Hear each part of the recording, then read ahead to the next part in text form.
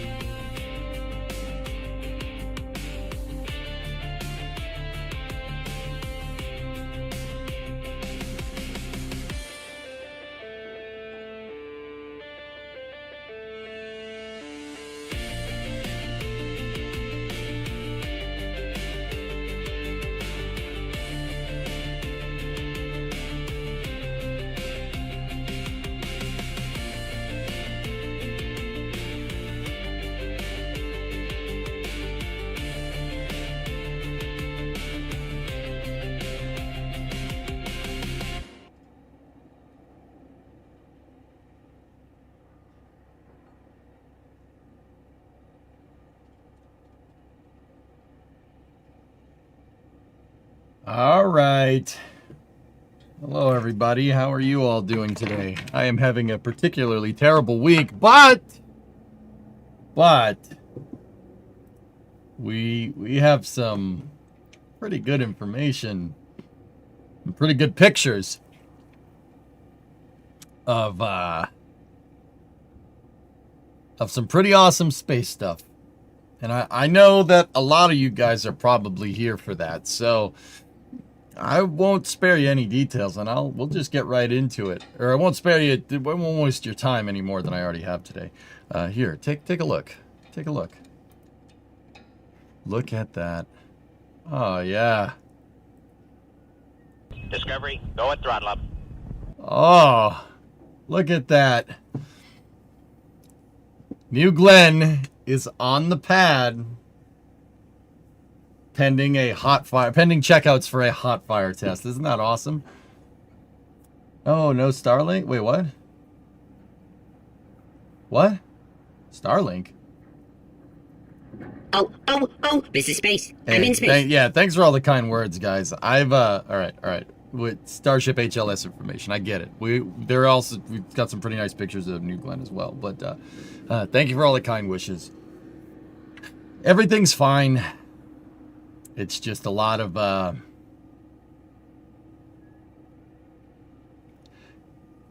I think a good way to put it would be to say that I've been having a lot of streamer luck Discovery, go over and the throttle past up. 3 months in real life. Let's just we'll just leave it at that. Discovery, Nobody's go and dead, throttle up. so that's good. You know, I got that going for me, which is nice. 62, hey, 65-month resub. Mason with a 90-monther. Smithers. Discovery, go and The throttle up. 10-monther. Great to see you. What did you break? I didn't break nothing.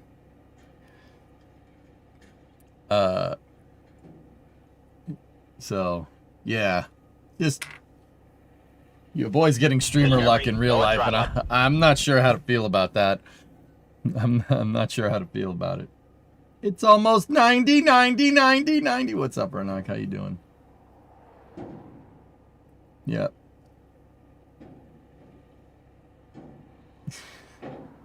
Discovery, go and Titan throttle up. okay? He's getting there. He had a shot, his first shot to get rid of all the heartworms, and he Discovery, is, go and throttle up. he's definitely feeling it. I, basically didn't sleep. I didn't sleep last night. He was whining all night. The vet described him as very vocal and very dramatic. Little overly dramatic. He is a healer. Healers like to talk. So, are we hearing the lovely weather breaking on the garage? No, that's Starbase Live. So, Titan was making noises I thought a dog would not be able to make. It honestly sounded more like a bird. I'm not kidding. So, yeah, he'll be all right. He's still out of it, and he's on a lot of painkillers. So he's just kind of like, yeah. Last night, he didn't stop whining until this morning, guys. But he's okay now. He's doing better, but he's just kind of out of it. He's just like.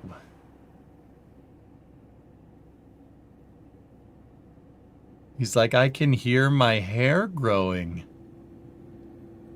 You know, like, please give him lots of love. Don't worry. He, yeah.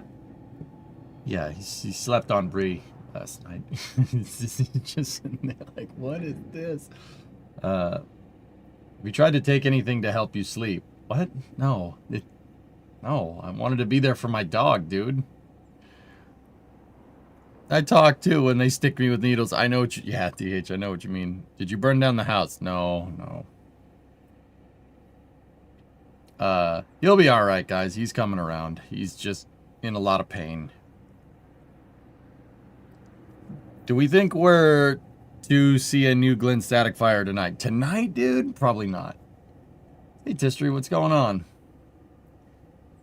No, Gold Tech, no. Let's start a Titan fun. No.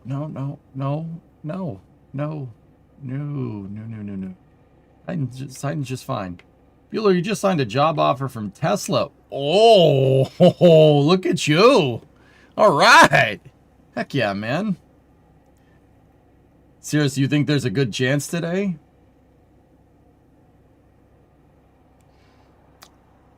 The flare stacks are active? Oh. Forgive me, I've been out of the loop. I have had a fun 48 hours.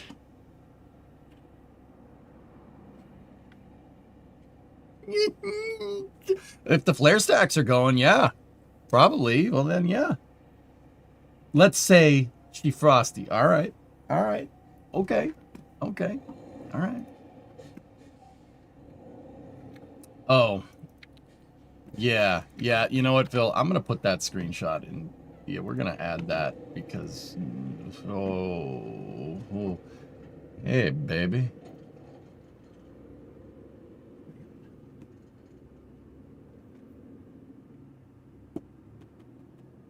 Crap. Some dead pixels on my monitor. Oh, well. As long as you guys don't see it, we're good. Or do you? Do you see these right here?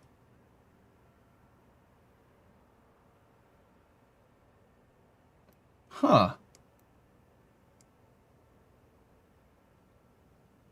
How do you...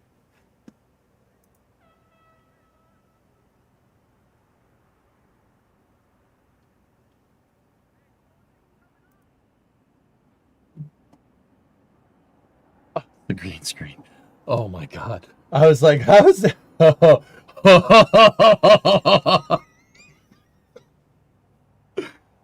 Dude, that is very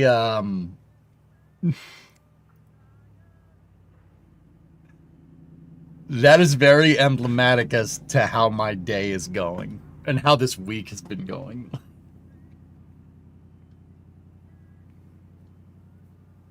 I'm telling you, man, streamer luck in real life, dude. Oh my goodness. That's how my day is going. Anyway, X-59 did its inaugural flight out of Palmdale Look at that thing.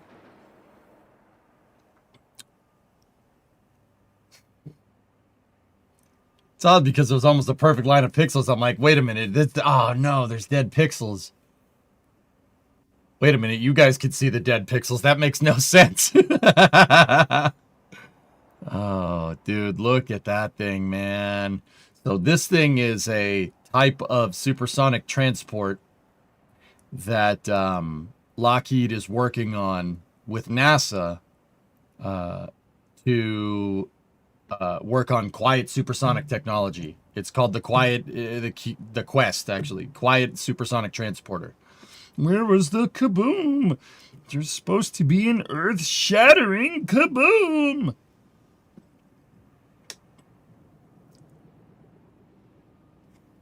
It's got landing gear in the back, so it's a bullpup plane. No. Would this design work as a stealth military jet? I don't think so. Supersonic prograde propulsion. Quiet supersonic prograde propulsion. The nose is about as long as the rest of the plane. Basically what this nose, this duckbill nose is designed to do is deflect the sonic boom upwards. Yep. SSPP. Let's not, you know what? You know what? Let's not call it that, okay? Okay. Deal. It looks very experimental. It is. What this plane is designed to do is fly around to different airports and break the sound barrier over different airports as an experiment to monitor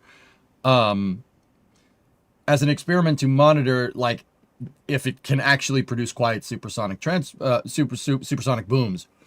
The result here is that, you know, you could theoretically prove that supersonic transporters could be back on the table. Also,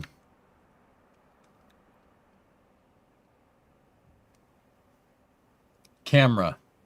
There's no droop snoot. It's a droop camera.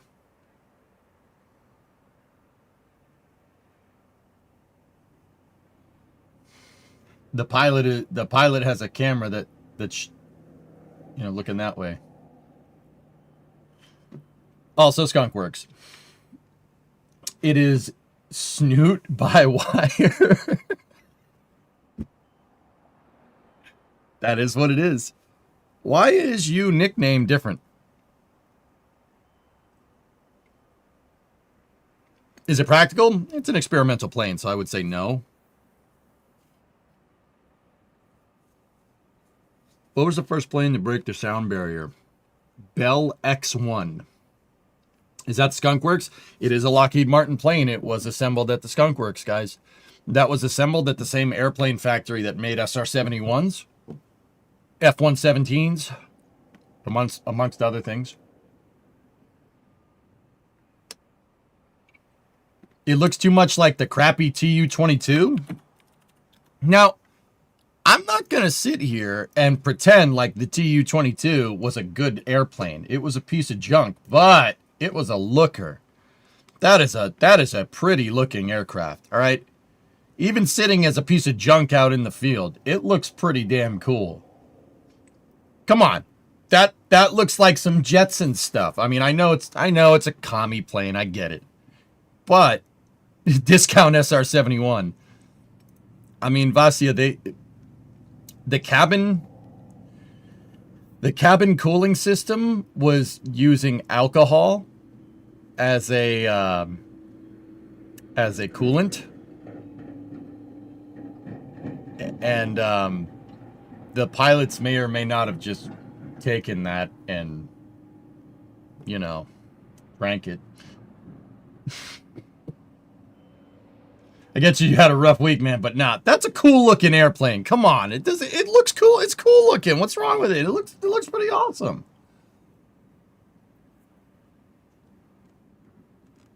Yeah, they just drank it. They just drank it. Yeah, so the thing didn't really cool itself correctly. Nazdarovya. Yeah, da. Yeah. Uh-huh. No pictures of it flying? No, like, don't get me wrong. It's a complete piece of junk. But it is a nice looking airplane. I will say. I mean, dude, look at it here. Look at it. See? Even Phantoms. even the you know, the F4 is like, huh, all right. I'll admit the back is a little bit funky, but from like here forward, oof. Oh, this is space. I'm in space. What is an awesome design? Oh,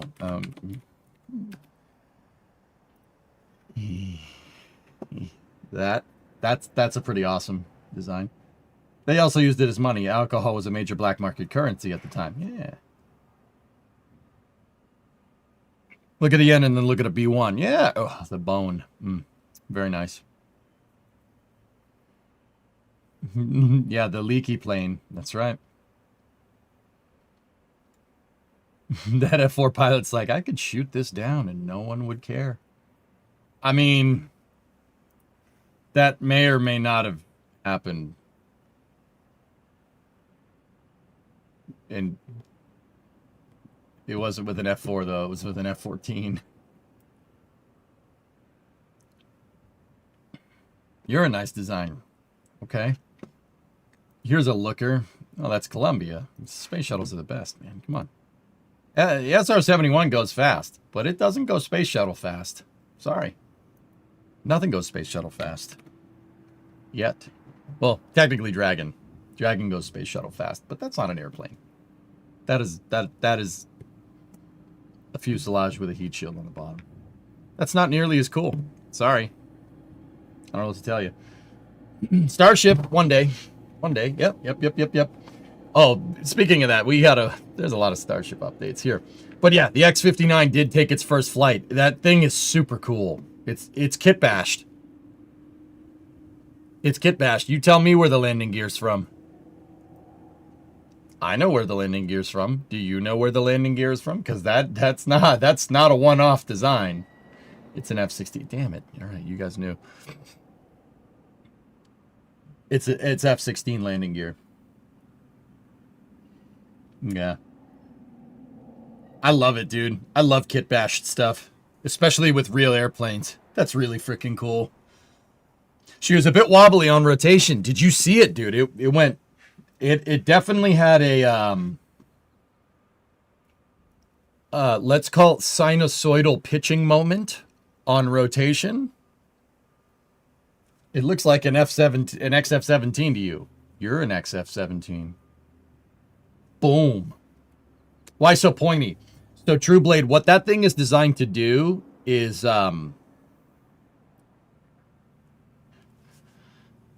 it's designed to pierce the sound barrier in a way that dampens out the boom. It does that via two things. The shape actually kind of diffuses the boom, I guess, is the right way to say that. That's probably not the right way to say that. And it deflects what boom it does make. It deflects it upwards and not downwards, which is actually really cool. Blame the canards. They're not canards, chat. They're winglets.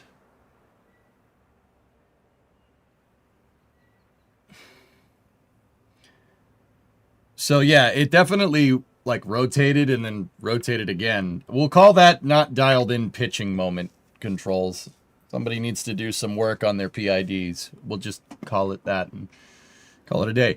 So that plane's designed to basically dampen out supersonic booms, potentially leading in the future to a airplane that can go faster than the speed of sound that doesn't make a sonic boom, which is actually really cool.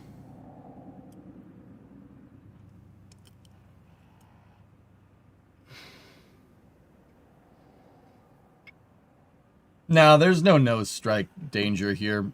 The center of mass of the plane is like over here somewhere. Yeah. I would actually be very cognizant of this thing wanting to fly backwards. Just saying. How's Boom Supersonic going to deal with the sonic boom? What Boom is trying to do is make a plane that an airliner that is kind of like the size of a 737 and make it go faster than the speed of sound. But that airliner, Boom is trying to make a low-cost supersonic transport. NASA is making a quiet supersonic transport. Differences. Think of it if the Concorde, right? If the Concorde is like 738, okay? Like top of the line, twin engine, medium, like narrow body plane, all right? Boom is trying to make the Embraer 190 or a CRJ 800 of supersonic transporters. They're trying to make a smaller one, slightly smaller than Concorde, not nearly as big, but make it with not off-the-shelf components, but try to make it lower cost. The Concorde was prohibitively expensive to fly, and it was only relegated to transatlantic crossings because we outlawed sonic booms. I'm not trying to say that was on purpose, but that was probably on purpose. Sorry about that. Not. How's boom controlling the supersonic boom? They're not. It just makes a sonic boom like anything else. Boom is targeting the ETOPS market. So transatlantic crossing with a low-cost supersonic transporter. That's what they're trying to do. Do we get KSP after the news? Unlikely, man. Concorde didn't hold enough people either. Concorde only held about 200 people, but it was the size of, it's a big plane. I've been in one. It's huge. But the fuselage is smaller than an aero body.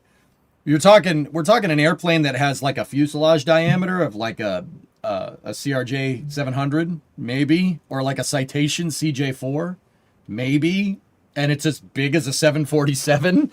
It's a really weird plane, dude. But probably in Tessa, yes, I am here. Probably Concorde takes the mantle. That is my favorite passenger liner by a long shot. 747 is right behind it. Yeah, those are my two bugaboos right there. Boom is also trying a method of only flying supersonic at high altitude. Yes, there is a thing that is well documented that Boom actually proved with the XB1 test demonstrator. If you're at a high enough altitude and you fly and you basically stay in the transonic regime, so transonic is 0.8 Mach to like 1.2 Mach. It's anywhere in there. The reason why it's a wide nominal gap is because Mach number is very dependent on airspeed. Like how fast is the air moving over your plane? All right. Now keep in mind when you approach the speed of sound with an aircraft. I mean, if you just think about a wing, the air on the top of the wing is moving way faster than the air on the bottom of the wing. So there is a period in, travel. There's a period of, there's a transonic period here where half the plane is breaking the speed of sound and half of it isn't. Like I said, it usually goes from 0.8 to 1.2 Mach. What Boom figured out is that if they make a design where basically all the airspeed is going faster than the speed of sound around Mach 1, give or take, they kind of just sit there. Mach 1 to 1.1, they just kind of sit there. The sonic boom that does get made doesn't reach the ground. It doesn't reach the ground. It actually, I'm not going to say reverberates off the ground because that implies that it went to the ground, but it actually, a sonic boom is kind of, it leaves a wake, and the wake can actually come back in on itself. It actually will never reach the ground, interestingly enough. It diffuses out before it reaches the ground, and, like, it goes back up. It's really weird stuff, dude. But aerodynamics is weird.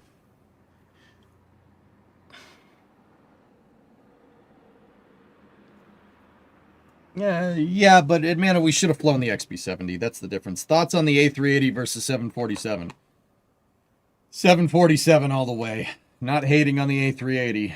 The 747 is one of the reasons why I like airplanes. Discovery, go and throttle up. I remember my grandfather, who was an aviation mechanic in World War II. Does that track? That tracks. Of course he was. Why wouldn't he be? Why wouldn't he have been? Makes perfect sense to me. He worked on B-24s and C-47s, for what it's worth. He showed me a picture. He showed me a 747. I remember I was like 3 or 4. show me 747. And I was like, wait.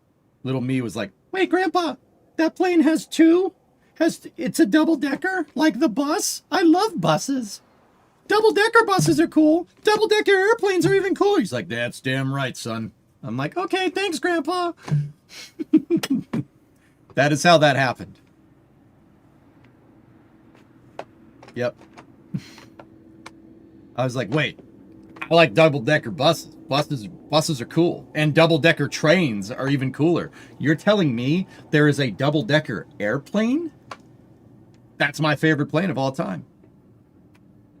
Yep. How you brothers? Everything all right? I didn't expect to stream today. I'm having a rough week.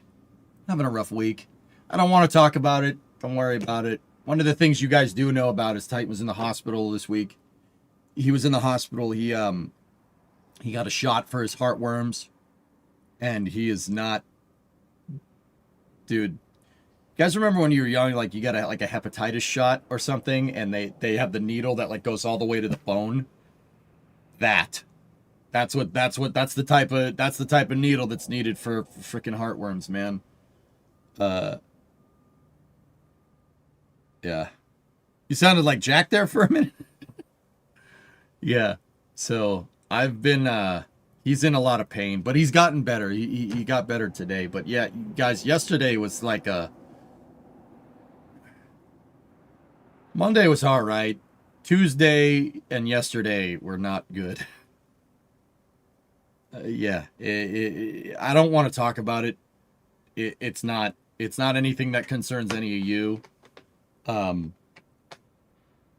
I guess the best way to put it, Baron, would be like, I'm usually really patient. I'm patient on stream. I know that stuff takes time, and I'm very patient explaining this stuff to viewers, right?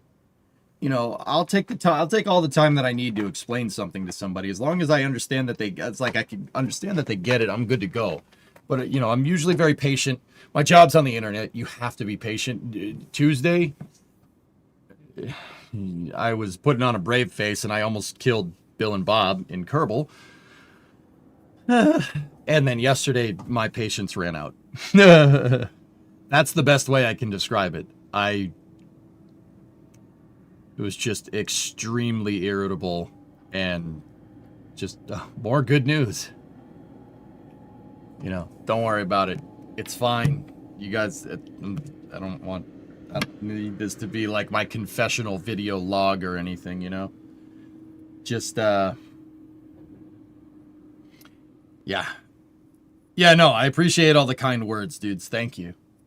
Yeah, I'm fine. I'm usually good at rolling with the punches, and in fact, that's what I tell people to do. Just roll with the punches. I know it sucks. But that being said, dude, sometimes you just get a bunch of good news all at once, and you're just like,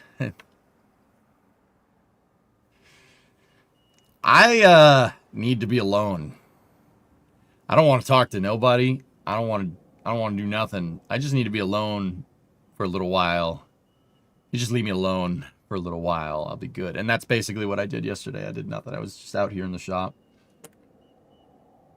So, yep. No, Blackness, that's not... I wish money could fix this problem. Let me put it that way, but no, it is what it is. But yeah, I appreciate all those kind words, guys. But yeah, I mean, I also, on the flip side of it, I don't want you guys to be like my confessional, like, oh my God, this happened today. I got pulled over when I did. I didn't get pulled over. Like, it's just an example. You guys come here for space and for entertainment, and that's not, I don't think that's what you guys want to see, so I'm not going to do it. Did I see the Starship HLS news? You asked me in YouTube chat, and now you're over here on Twitch asking me 2 times. Of course I've seen the HLS news, dude.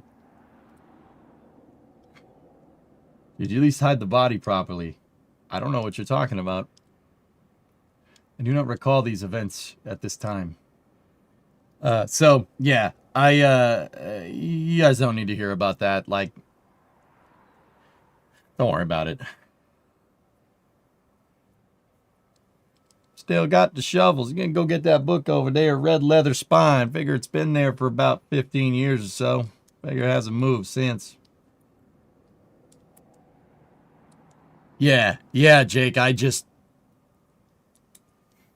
so much good news. I just needed to be by myself. It's very rare that I lose my patience completely, and I'm just like, I hate everything. I'm leaving now. Bye. Like that's very rare that happens with your boy. But yesterday I was just like, I don't feel like doing nothing. Leave me alone. I don't want to talk to nobody. I don't want to say anything. I just want to be in my garage. And that's it. Did work on the car, though. For what it's worth. I did trunk fitment again and drilled the holes for the rear cross member to weld that in. Everything fits.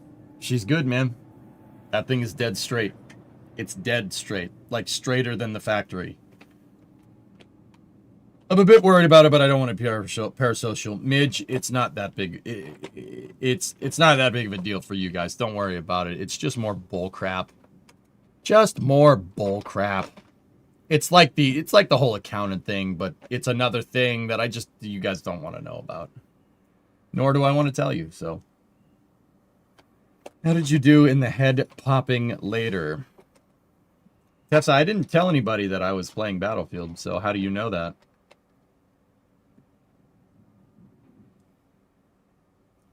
Life be lifin'. That's right, baby. So that all fits. Next week, honestly, we should be good to start getting everything situated for welding. We got the fitment. I'll show you guys next week. I got the fitment perfect. It's perfect. It's everything is dead straight. Everything is dead level. That trunk pin is more square than it was from the factory. It is perfect, and I mean perfect. Which is nice. Grandpa Gamer made a 1,020 meter shot in BF6. Nice. Steam leaked that you were on. It's weird. Yeah, so Seb, what are you saying? Some, like Ellie, were surprised by the SpaceX info, but Duffy had given them in Blue Origin a deadline of October 29th. Yeah. Okay. So what I'm going to do, that's a good point. I want to get through every other bit of space news. There's some other things. There's stuff from Stoke, stuff from Blue, stuff from Vast. And then I think it's going to be all SpaceX for the rest of the time. So check this out, guys. Blue has New Glenn Flight 2. It's on the pad. She's ready to go. Not for launch. It has a mock-up fairing on it. That's not a real fairing. That's what they use for mock-up and integration testing. They rolled it out.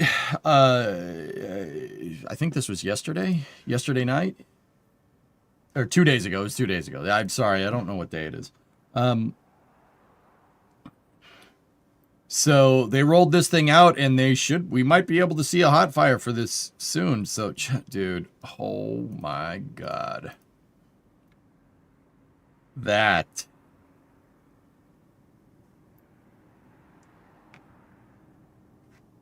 Look at the dude just over there. Dude, that thing is freaking gigantic.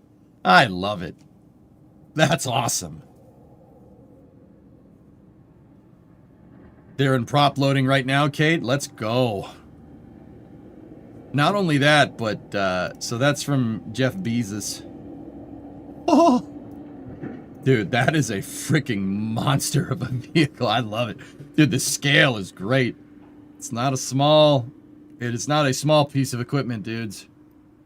Beef Jesus. Yeah, Jeff. Yeah. And on top of that, we got footage from Dave Limp. Oh.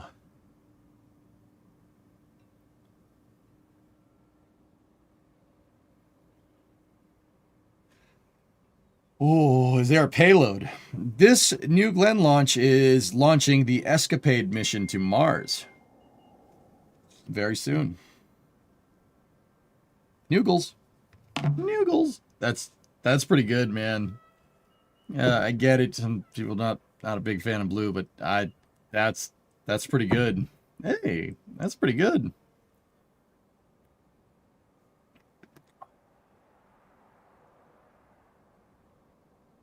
Very nice, eh? Is there even a transfer window open? When the satellite is small enough, Orange, and your rocket is big enough, and believe me, this rocket is plenty big, you don't need to worry about a transfer window. It's cool looking. It ever flown before? Yeah, of course, Midge. Noogles flew on back in January. This was the second flight. Of course it's flown. No, I didn't, Tessa. I did not do that. Dave Limp also said interesting stuff in the post. Did he now? As Noogles upends on the transporter erector, the load shifts from the horizontal support system to the vertical support system around 74 degrees. Near 89.5 degrees, we pause for a final check, then pin the transporter erector in place using clamps on the launch table that made it to the aft launch ring. Checkouts, then hot fire. Yeah, this is from a couple of days ago, but mighty fine.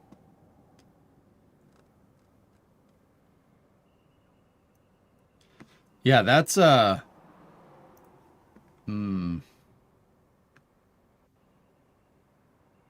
pretty big. It's a pretty big vehicle. 10-month turnaround time, blue sucks. Tell me how you really feel, Smoke. Jesus. I've said it once, I'll say it again, you know, like they're looking to scale, and scaling is difficult when you have a rigid stakeholder systems engineering. That's just the way she goes, man. That's why I was so worried.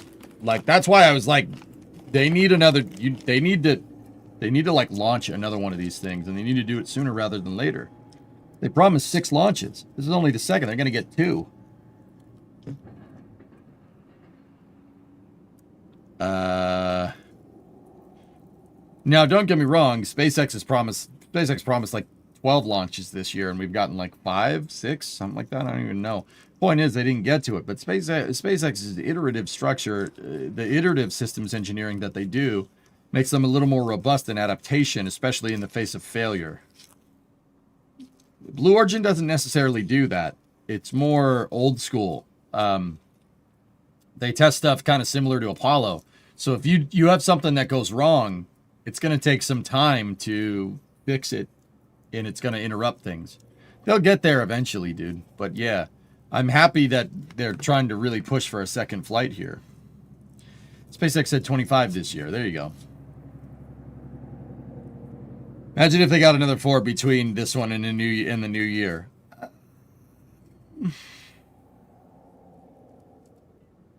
I don't think that's going to happen.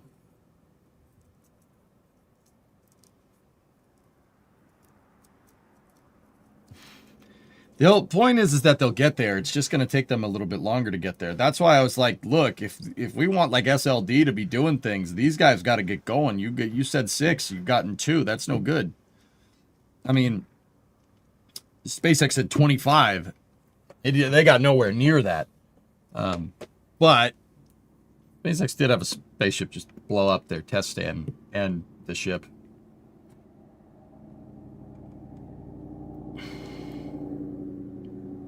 It's too many bong rips. Blue Origin, New Glenn. The bong. Nice. Yeah, either way, it's a beautiful rocket, man. I love the way that their thermal protection systems kind of came out here. The gold, white, and blue they look pretty good. It's pretty good, man. Is this because they lost a booster from NG1, which they didn't expect? Void, that's my guess. Snoogans. Snoogans. Noich. People hate it on blue, but they have something over SpaceX and Starship. They put a real payload into orbit. Starship hasn't done that yet.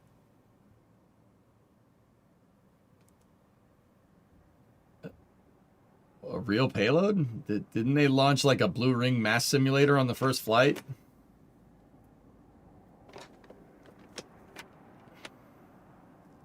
Discovery, go at throttle. I mean, I also think it's kind of interesting. I've heard people kind of say that, goalie. I think that's kind of interesting because, you know, you're comparing Blue Origin's first orbital rocket ever to SpaceX's second orbital rocket ever, kind of discarding the fact that SpaceX rockets have been delivering payload to orbit since 2010.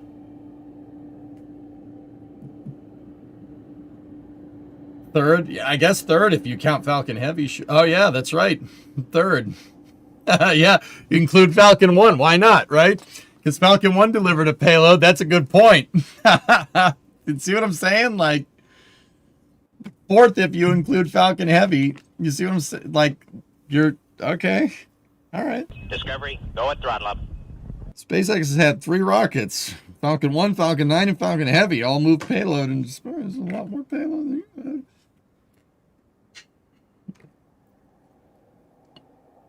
You can't consider Starship an orbital rocket yet.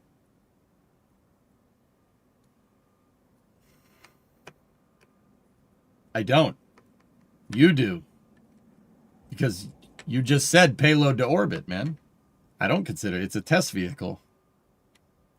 It's nowhere near operational. That's supposed to be an operational vehicle. So you don't compare it to Starship. You compare it to Falcon 9. That would be the analogous thing here. Am I wrong? I think comparing it to Starship is a little bit of a false dichotomy there. New Glenn fueling started for the static fire. Cool. Well, the first launch would have been a real payload if the payload was ready. Yeah. I'm just going off of what other people say. Oh, believe me, I know. I can tell. Drives you nuts. Thought Kerbal struts drive you nuts. Kerbal struts drive me nuts. Box of pins. 52-month resub. Steve Ree. 10-month resub. Ketos. Evelta. Paterterve. Mikmikal. I don't know what he says, but I can sound like him. Now witness the firepower of this fully armed and operational static fire. Shoot Will in the head, Dave. Okay, Jeff. Sorry, Will.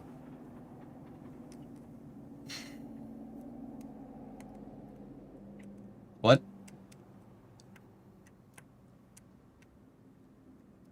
But that was the quote, right? That's how it went? Why would he want to fire at Will? What did Will do?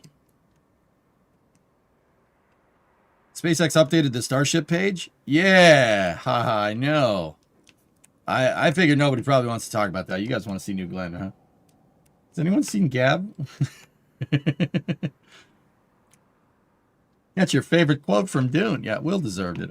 Okay. So, yeah, good stuff. Whoa.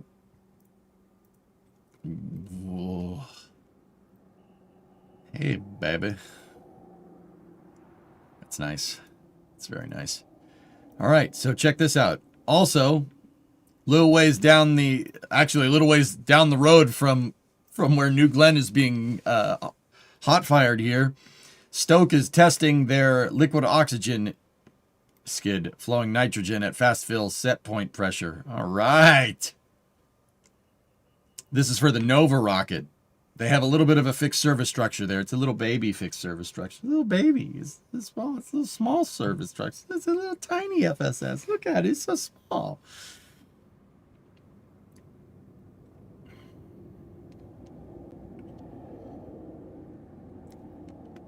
So this is just down the street from it's down the street from LC-36 where Blue is going to launch, which is pretty cool. Hey, SVO. Tier 3, 32 months. And then Neanix. Hey, 24-month resub. Spec news. Yeah, that's right.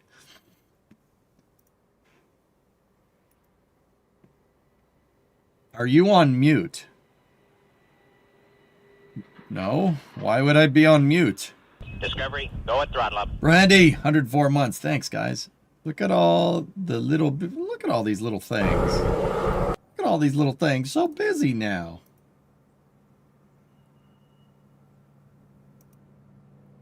Each one useful.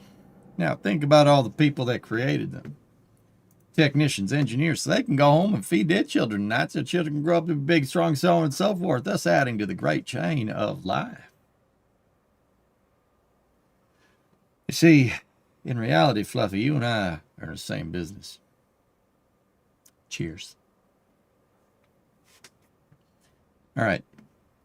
Soak is moving at light speed. The company has a bright future. I hope so. I hope so. I want everybody to succeed, guys. I really do. I really hope they do good stuff. Speaking of other people that we want to succeed, check this out. It's Mr. Shadow on the line. Am I disturbing you? Zorg here. Another milestone completed. The Haven 1 primary structure, including the hatch and dome window, has completed pressure and load acceptance testing in Mojave, California. I know it's Mojave.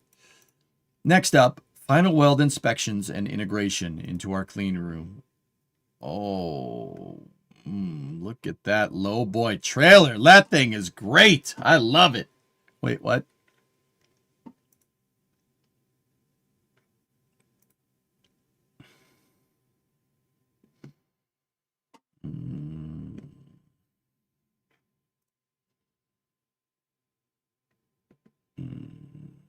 Nice, dude. Very nice. Discovery, go at throttle up. Impressive. Very nice. Let's see Axiom Space Station. Now this one's better. That one's better. But Dojo, 11-month resub. Grazie mille. Thanks, man. The ridge cap at 39A has been installed. All right. Droid from Star Wars or space station module? I'll let you decide. Is this a flight article? Yep. It's doing qual testing on their test stand. Qualification testing. Oh, yes, you do. No, you. Yep, qualification testing, baby. That's pretty good. Pretty good stuff. And now, the moment you've all been waiting for.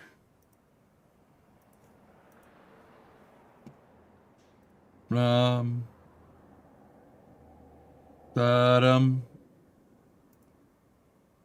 Ba-dum. Ba-dum. Ba-dum. Ba-dum.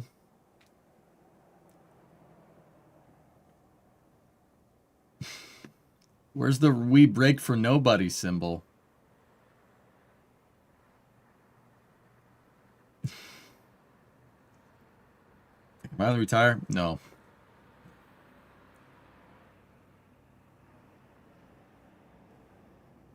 Look at that, dudes.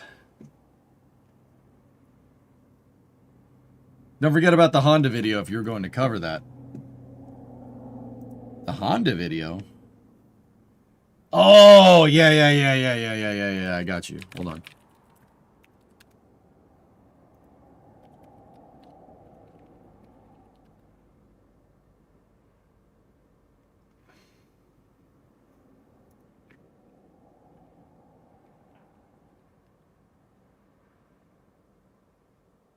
Yeah, I just need to get the link here.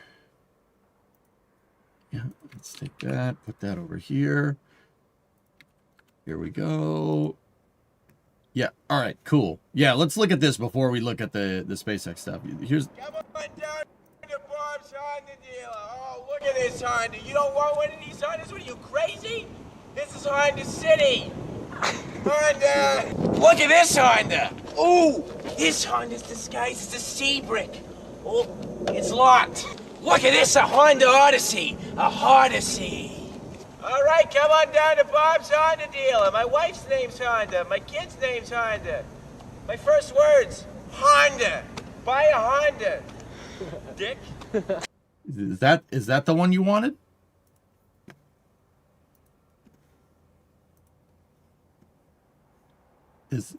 Oh, you wanted the... you see how that could have been confusing? You see how that could have been... This is the one.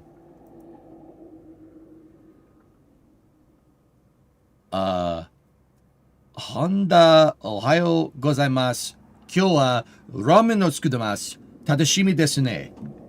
Hasimashou. Yeah, that's what it says. Oh, wait, no, it probably says Honda's always taken on challenges and driven by the power of dreams. Damn. I was close. Is that actually how you pronounce it? Yeah. Yeah.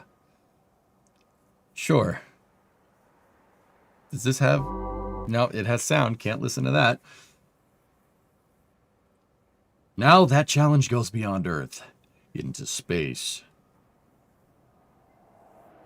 Okay. Honda Sustainable Rocket Launch and Landing Test. I was way off. So Honda actually built a little hopper rocket. Look. This was a little while back. But they... Damn, that thing is cool.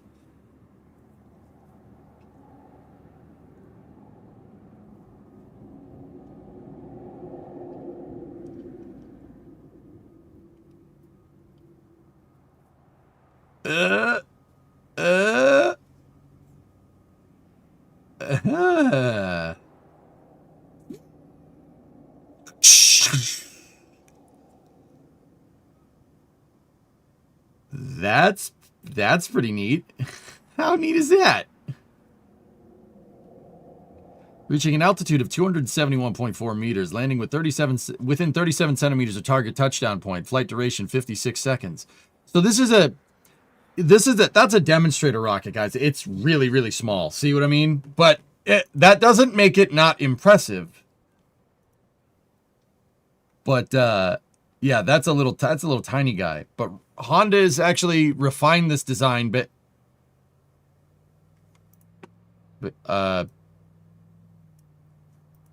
why is the lem so big?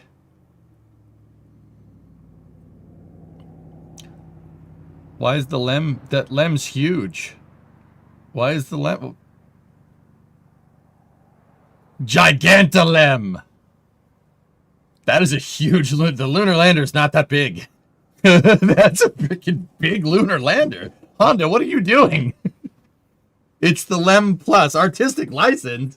Bro, this is not artistic license. It's Gigantalem. Oh, man. We even got tiny people. It's forced perspective? Is that what you call this? The ladder is bigger than the door. All right, whatever. Honda's new venture into space begins. Oh. Sustainable rocket, supporting the movement of data as a transport vehicle, creating a virtuous cycle of satellite utilization.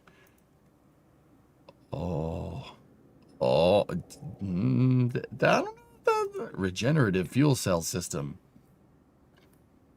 A circulative renewable energy system, enabling sustainable activity in space.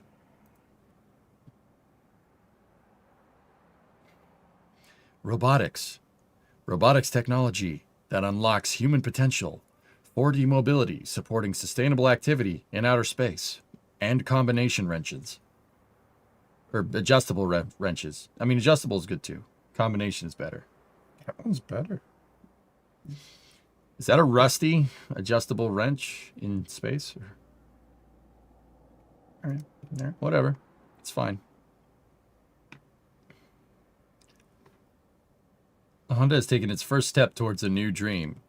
You know, out of all the companies that I was, you'd think that would try to enter into a, like being a launch provider, building space vehicles. I did not think Honda would be doing that, but it's not the I mean, that's not the weirdest thing. Mitsubishi makes Japan's JAXA's rockets. Mitsubishi Heavy Industries makes MHI makes the H2 and the H3 rockets. Can we please have a link to this? Creeper's got you. Chrysler made Saturn 1s. Yep. That's right. Honda makes airplanes. They make the Honda Jet, which is actually pretty good design. Ford makes everything. Ford made airplanes. I wish Ford got into more aerospace stuff, Drummer. That would be really cool.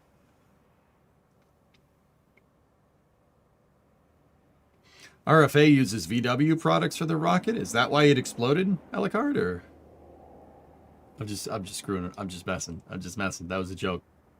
That was a joke. I was kidding. Yep. Oh. Well, now I feel bad. Damn.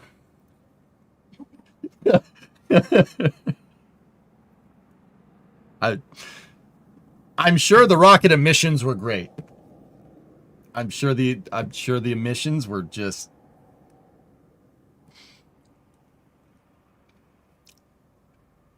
all right.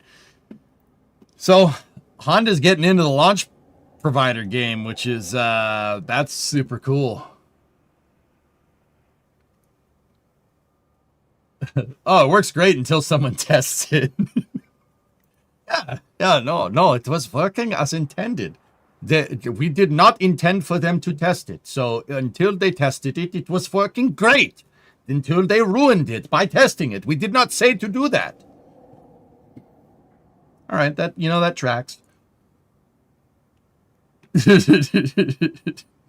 Just like that. I did not say to test it, so why did you test it?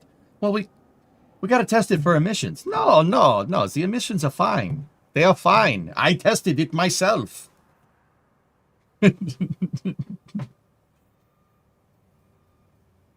Don't worry about it, Black Eagle. It's fine. Oh, we screwed up the emissions. Sorry, the emissions were not my department. Don't know what you say. Please stop. All right. I don't know what you mean. Anyway, so that's super cool. All right, I think we got, there is one more thing. HTVX. So the H3 rocket launched out of Tanegashima over the weekend. We just hadn't gotten around to covering it, but this thing went, and it launched on an H3 rocket with 4 SRBs. This goes pretty hard.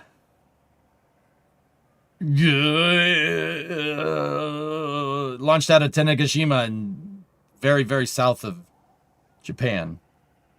Oh, hello. Did it drift again like last time? I haven't watched the ascent footage. I know it got up there. The H3 is a nice looking rocket, man. Fellas, you tell me, was this the tri-engine core variant? Because I like that variant. I'm quite fond of that.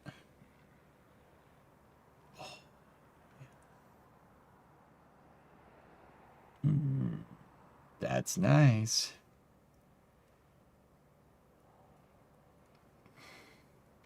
Oh yeah, it's a Mitsubishi, by the way. That's a Mitsubishi. My Vec just kicked in, yo.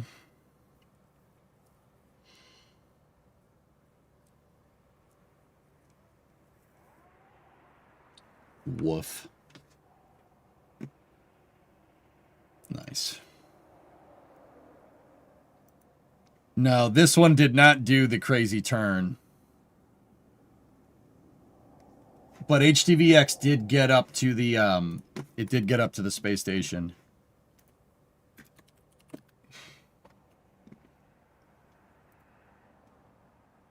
So this is off of NASA TV here. HTVX is a very strange. This is from the YouTube channel Sci News, by the way. It's a time lapse of this. It is a very weird looking transfer vehicle. So check this out, guys. The service module is in the center. You have an unpressurized carrier over here, and then a pressurized carrier over here, and then the service module, the actual SM, is in the center of the vehicle. It's definitely a little bit of a strange one. But it was berthed and docked to the space station here. See? This is the space station remote manipulator system going for a grapple here. Who's holding the camera? Don't worry about it. Don't ask questions you don't want the answer to, pal.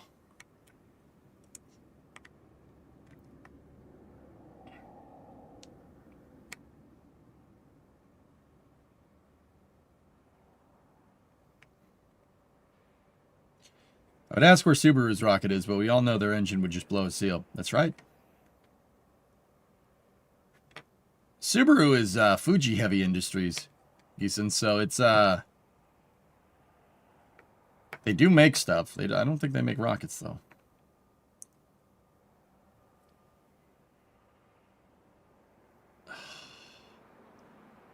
Here we go. Okay, locator. The latching and defector locator is on. And now just retract the LEE. And now that you're located on the plate, the 4 drive hooks. And you got it, dog. Heck yeah.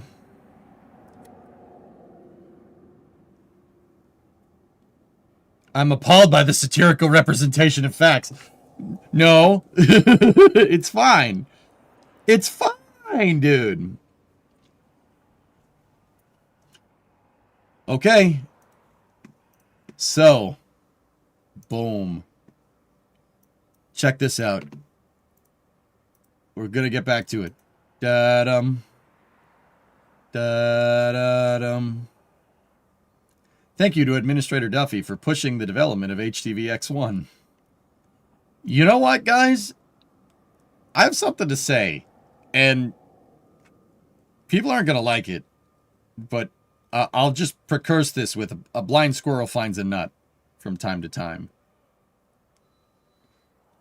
So SpaceX released a cornucopia of Starship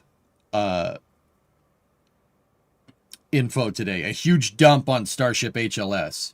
Tons of information about how they're going to go about doing it. Big update. A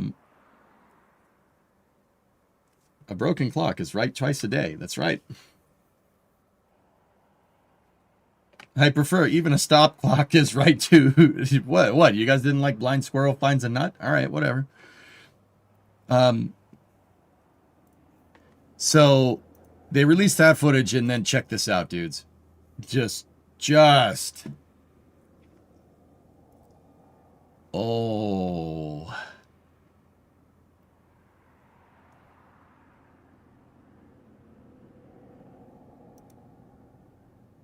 Oh.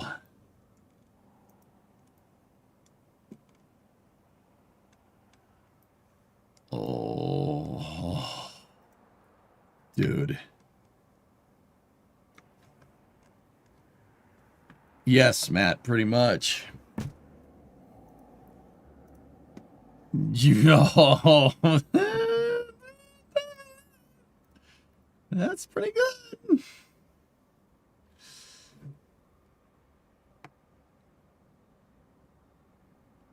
Did they fold these chairs and take them to the picnic after launch? I think they stowed, or they're probably placeholder. Because yeah, that kind of looks a little strange. And those are, I'm pretty sure those are just dragon seats right there. But that's pretty neat. How neat is that?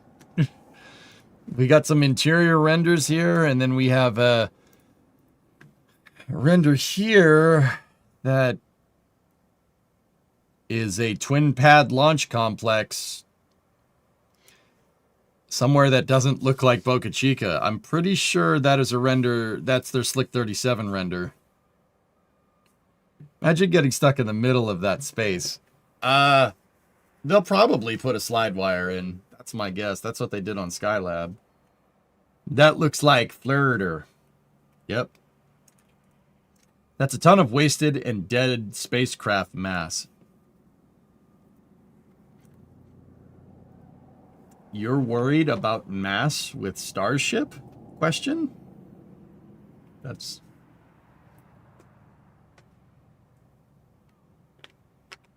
weird. Okay. I've said many times, dude, just on a side note, that Starship is overbuilt for purpose. You don't need, well, I mean, if that's what you mean, yeah. Wouldn't these human spaceflight missions most likely be launched from the 39A pad? That doesn't look like 39A to me, but yeah. Seems like making it a bit lighter and shorter would only help. Oh, just wait. Just wait a second. Here, let's read. October 30th, 2025, to the moon and beyond. Humanity is at an inflection point. For the first time in our existence, we possess the means, technology, and for the moment, the will to establish a permanent human presence beyond Earth. Starship is designed to make this future a reality and is singularly capable of carrying unparalleled numbers of explorers and the building blocks they'll need to establish the first outposts on lunar and other planetary surfaces. For these reasons and more, it was chosen to fulfill the key role of landing the first astronauts on the moon in more than 50 years.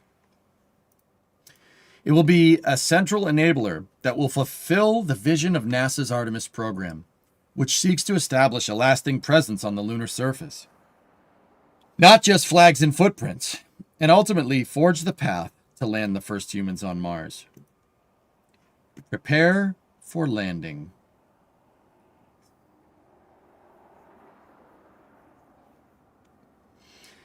With the scale of Starship and the technological breakthroughs, it is engineered to achieve, SpaceX is moving at a historically rapid pace. Starship provides unmatched capability to explore the moon, thanks to its large size and ability to refill propellant in space. One single Starship has a pressurized habitable volume of more than 600 cubic meters. That's bigger than my house. Which is roughly 2/3 the pressurized volume of the entire International Space Station. Also bigger than my house. And is complete with a cabin that can be scaled for large numbers of explorers and dual airlocks for surface exploration. For comparison, each of Starship's 2 airlocks have a habitable volume of approximately 13 cubic meters, which is more than double the space that was available in the Apollo lander itself. Cargo variants of the Starship lander will be capable of landing up to 100 metric tons directly to the surface, including large payloads like pressurized rovers,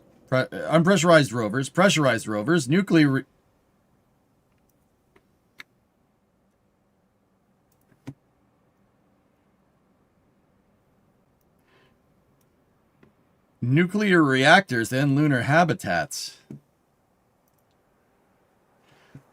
That third one, I'm quite fond of those. But what about pressurized nuclear reactor habitable rovers? Man.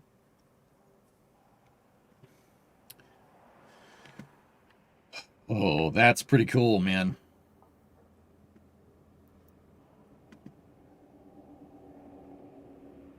To return Americans to the moon, SpaceX aligned Starship development along 2 paths. Development of the core Starship system and supporting infrastructure, including production facilities, test facilities, and launch sites. Okay. Production facilities, which have been demolished and rebuilt. Test facilities, which have also been demolished and rebuilt. And launch sites, which have been demolished and rebuilt. This doesn't really add anything. I just thought it would be funny. Which SpaceX is self-funding, representing over 90% of systems cost and development of the HLS-specific Starship configuration, which leverages and modifies the core vehicle capability to support NASA's requirements for landing crew on and returning them from the moon. SpaceX is working under a fixed-price contract with NASA, ensuring that the company is only paid after the successful completion of progress milestones, and that the American taxpayers are not on the hook for increased SpaceX costs. Oh, that's weird. Jeez, that's almost like that's how it should work. That's weird. Please, tell me more about this not screwing the American taxpayers thing, Elon. I'm quite fond of this. That's pretty neat. SpaceX provides significant insight to NASA at every single stage of the development process along both paths, including access to flight data from missions not funded under the HLS contract.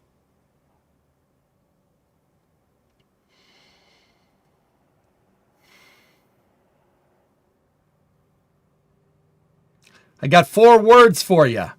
I love this company. Yeah! Engineers, engineers, engineers, engineers, engineers, engineers, engineers, engineers. Yes! I counted 5. Yeah, I know. That was the quote. It was a quote, not a statement.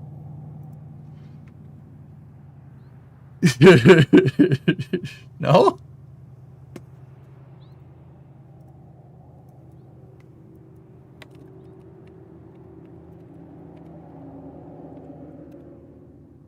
One, two, three, four, 5. Oh, wait, we can't play that because of the music, but here.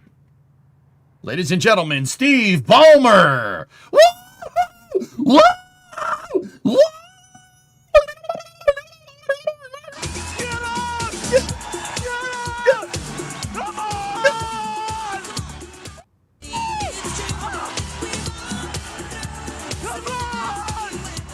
No?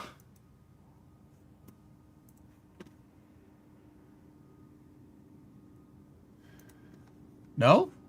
How about this? Ready? Who said sit down?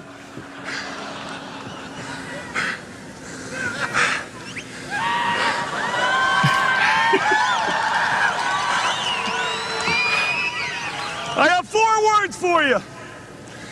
I love this company. Yes! See, I told you. 4 words. They were, Denny. They really were. It's a hell of a... Software is a hell of a drug.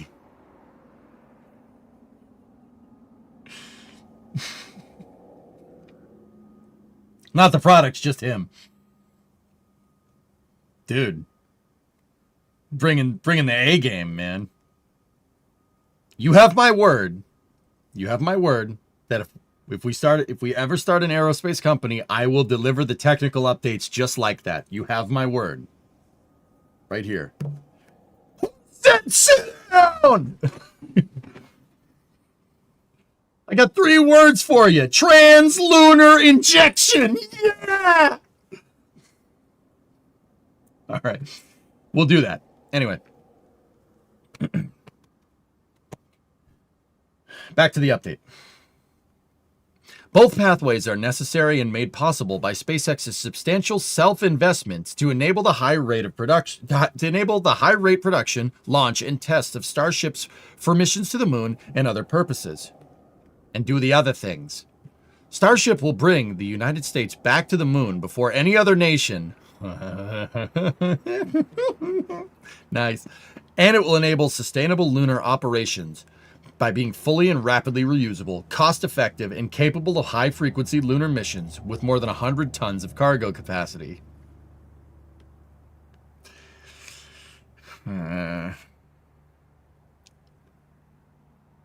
Blue ship's moving. Really, outdoorsman? Ah. And the others, too. Path 1 for Starship system. Since Starship Flight 1 in April of 2023, Starship has rapidly advanced vehicle development through an active flight test campaign. In line with past... I'm not doing that anymore. In line with past vehicle development, SpaceX maximizes real-world testing through this process to quickly and safely demonstrate capabilities, identify the areas for improvement, and prove out solutions. This campaign has quickly matured the core Starship and has produced numerous feats, including multiple successful ascents of the world's most powerful rocket, the launch, return, catch, and reuse of that rocket to unlock the high launch rate cadence needed for lunar missions. That is one hell of a sentence, guys. Jeez. This campaign has quickly matured the core Starship and has produced numerous feats, including multiple successful ascents of the world's most powerful rocket, semicolon, the launch, return, catch, and reuse of that rocket to unlaunch high launch rate cadence needed for lunar missions, the transfer of approximately 5 metric tons of cryogenic... What? Discovery, Shardies. go and throttle up. What's up, man? Bonjour. Comment ça va? The transfer of approximately 5 metric tons of cryogenic propellant between tanks while in space, a first-of-its-kind operation that provides key data for future full-scale propellant transfer operations, successful in-space relights of the Raptor engines that are critical for maneuvers that will send Starship to the moon, and multiple controlled re-entries through Earth's atmosphere. I know, like, okay, English people, like English majors, I know technically semicolon is,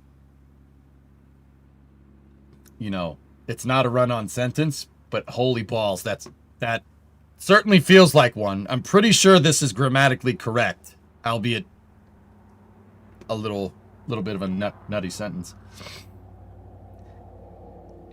Et apprenne vite le français. Bless you.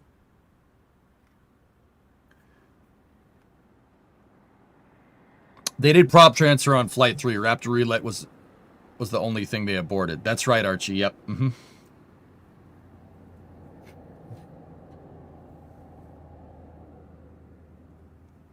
To date, SpaceX has produced more than 3 dozen Starships and 600 Raptor rocket engines, with more than 226,000 seconds of runtime on Raptor 2 and more than 40,000 seconds of runtime on the next generation Raptor 3. Holy balls, dude.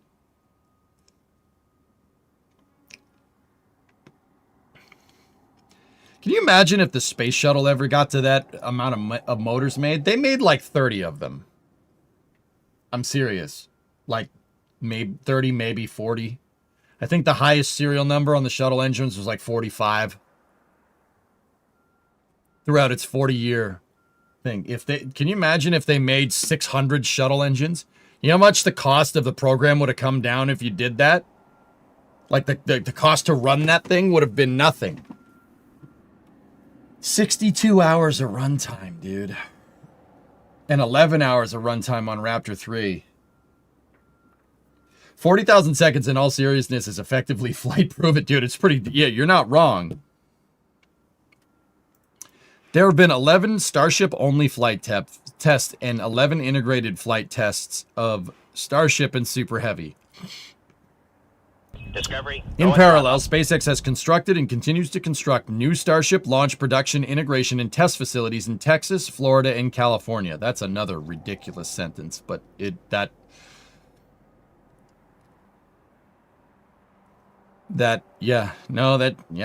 checks out. Okay. This private investment of billions of dollars is creating more than 5 million square feet of manufacturing and integration space, 5 launch pads across Texas and Florida, and multiple Raptor test stands, all engineered to ramp Starship's launch cadence above and beyond the paradigm redefining rate achieved by SpaceX's Falcon program. Number 1! Thanks for the resub. Path 2. Zelander. Squares Plum $2 super chat. Thanks, man. SpaceX loves Americans.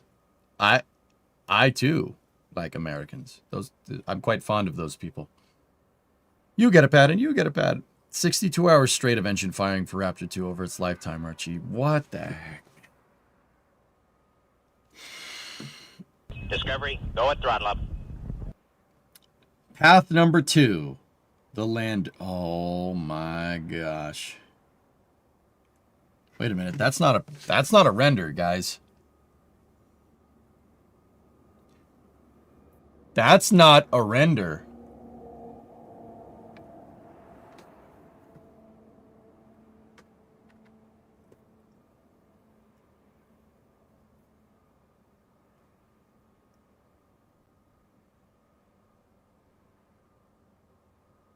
That's in the mock-up nose cone.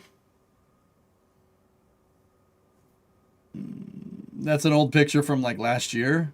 Why don't... All right, fine. I'll just get bored by it. Jeez. Oh.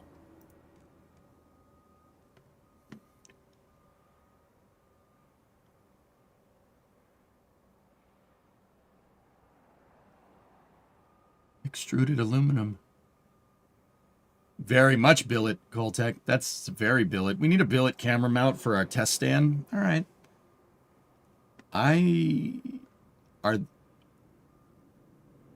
No. Are they training a relative navigation system? I haven't read this article. I've been saving this since they posted it to the only time you'd have a camera that's looking at a picture of lunar terrain is if you're training it on relative navigation. Oh, what's relative navigation? Full self-driving, but for rockets. It's like Tesla's autopilot, but with rockets.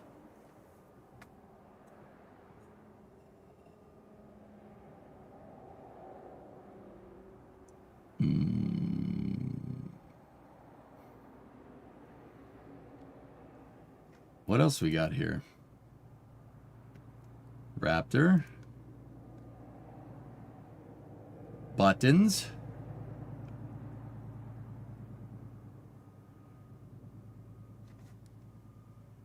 Testing engine out scenarios, are we? Dude. Vector. AXEMUs, dude. Look at the seat in the reflection.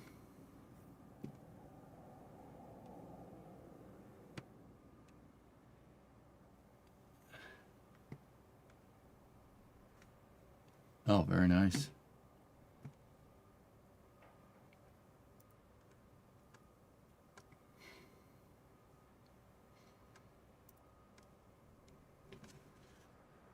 Oh, boy.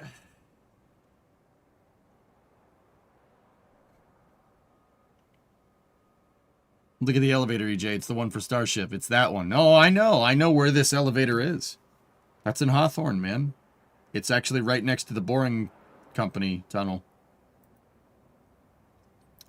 Some arc jet action right there. Well, actually, that's just a blowtorch, but whatever. Close enough. In parallel to development of the core Starship vehicle, SpaceX HLS team has completed 49 milestones tied to developing the subsystems, infrastructure, and operations needed to land astronauts on the moon. 49 out of how many? SpaceX has received money only on contractual milestones that have been successfully completed, the vast majority of which have been achieved on time or ahead of schedule. Highlights of completed milestones include lunar environmental control and life support and thermal control system demonstrations, using a full-scale cabin module inhabited by multiple people to test the capability to inject oxygen and nitrogen into the cabin environment and accurately manage air distribution and sanitation, along with humidity and thermal control. The test series also measured the acoustic environments inside of the cabin. Okay, so the ECLS is good to go. Environmental Control and Life Support System. ECLS is just the acronym for that, for basically the things that keep you alive in a spaceship. Hey, Radio, what's going on? So these are all milestones that have been completed. So ECLS works. It's probably a ripped-off, scaled-up Dragon ECLS, to be honest with you. That's probably what it's derived from. That would be my guess. They mentioned they have 2 airlocks. Each one is bigger in volume than the limb. We saw that one, man. That was further up in the article. That's the white nose cone at Starbase. Awesome. Docking adapter qualification of the docking system that will link Starship and Orion in space. An androgynous SpaceX docking system capable of serving as the active system or passive system and based off of the flight-proven Dragon 2 active docking system. Okay, so yeah, Starship is HLS is going to have a NASA docking system, or an IDSS design, which is what Dragon 2 uses. Okay, that's a big one. Landing leg drop test of a full-scale article at Flight Energies into simulated lunar regolith to verify system performance and to study foot to regolith interaction. I have no idea where they did that. They call me Radio Unit 91. They don't call me 91 Radio.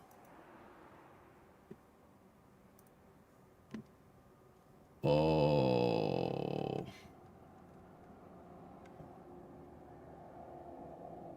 Nice.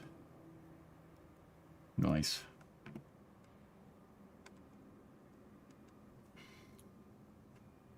Probably where they do the drop tests of aircraft at NASA. Yeah, maybe.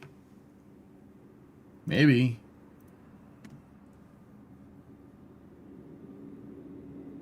Oh, the tent. The tent.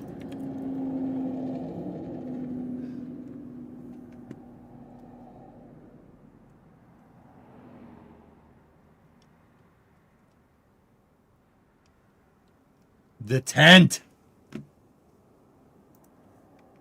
The tent, dudes. Okay. Okay, that makes sense. Raptor lunar landing throttle test demonstrating a representative thrust profile that would allow Starship to land on the lunar surface. All hail the tent. When was that test done? The tent was actually 2 weeks ago. Yeah. Raptor lunar landing throttle test. Ooh, it's a link.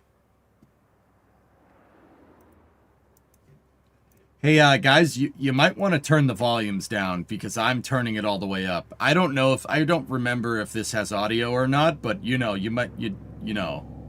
Headphone users. Headphone users. Yeah, is it from 2023? Yeah, it's a little old, but hey, you know, let's... Oh, there's no audio. Never mind.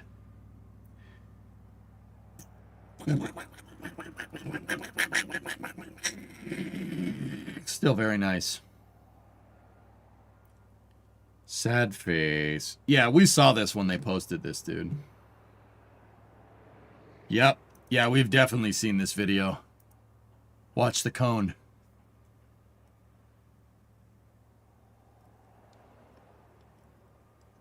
Why did that engine sound like a duck? Because if I make a rocket engine noise, it actually, the compressor just plays havoc with it. So, like, ready?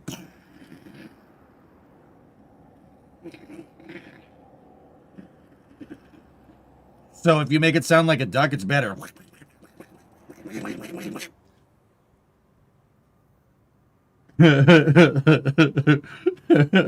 It sounded just like the video. Yeah, I know.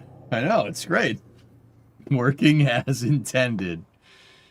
You guys suck. Anyway. Micrometeoroid and orbital debris testing. So there's an acronym for that called MMOD. Debris testing is shielding insulation and window panels, analyzing different material stack-ups that will be used to protect Starship from impact hazards and harsh thermal conditions. Landing software, sensor, and radar demonstrations. Testing, navigation, and sensing hardware okay. Landing software, sensor, and radar demonstrations testing navigation and sensing hardware and that's a run-on sentence.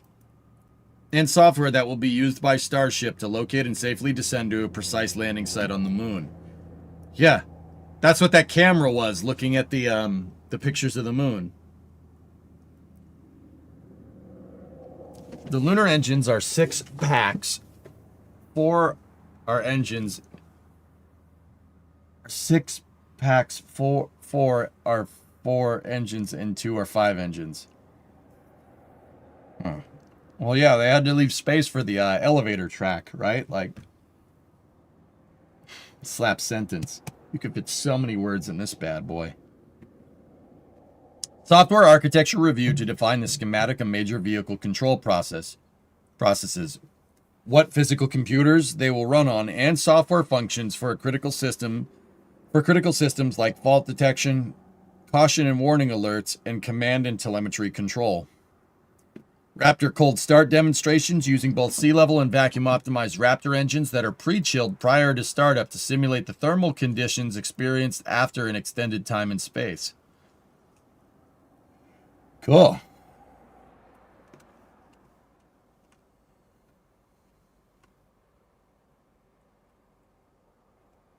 Oh, Jack, that's what you were saying. Yeah, I got you.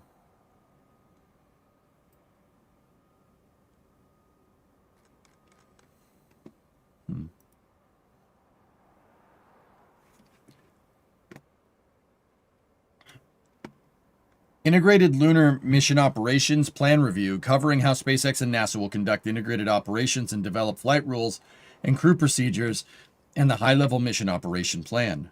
Nice. Depot Power Module Demonstration, testing prototype electrical power generation and distribution systems planned to be used on the propellant depot variant of Starship. That's cool.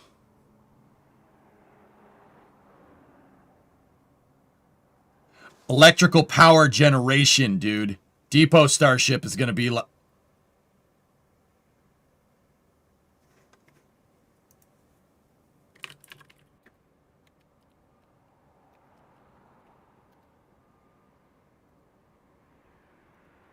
Oh.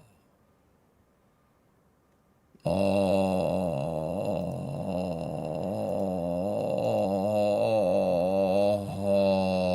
That's... Okay, so this is a Roush Inline 6. That is an Inline 6 internal combustion engine that's designed to run off gaseous hydrogen and gaseous oxygen. Now, I'm not saying that that's what SpaceX is putting on it for power generation, but there is something to generate power. ULA contracted Roush, the car aftermarket performance company, contracted Roush to make this for them. The reason why ULA did that was to have them build an engine for a stage that could loiter for long periods of time in space, just like what Depot is going to do. But that also means that depots could be used as tugs, because that would have enabled ASIS to be able to, ULA's upper stage. They were going to, at one point, guys, they were going to bolt this to what would become Vulcan's second stage, the Centaur 5, and make it so a Centaur can loiter in low Earth orbit or low lunar orbit as much as possible. This engine generates power, and it also prevents boil off by repressurizing the tanks with exhaust gases. Fun fact. Why not solar? Because solar is dumb. Now you realize that evil will always triumph because good is dumb. Now, once again, fellas, I'm not saying that SpaceX is using Roush's internal combustion engine. I don't think they are. But they do have a power generation system, and I'd be very curious to see what that is. Better use an LS motor. Well, I mean, I'm not saying that those coils, those coil packs look a lot like LS coil packs. I'm just saying.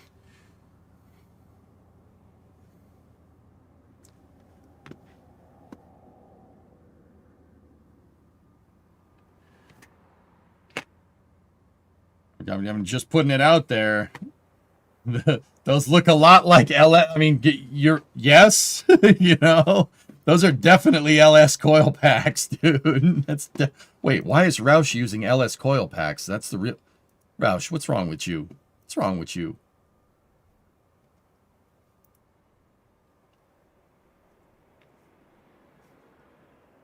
Shame. Anyway, that's very interesting that I would be curious to see how they're generating power. I mean, generating power, so here's the thing. No, not as dumb in space. I know, I was quoting Spaceballs. Solar power is not a bad idea in space because you don't have gas diffusing any light. There's quite literally nothing but a lot of radiation between you and the sun. So solar panels do work really well up there. For that being said, maybe Depot has solar panels. It might, dudes. It might.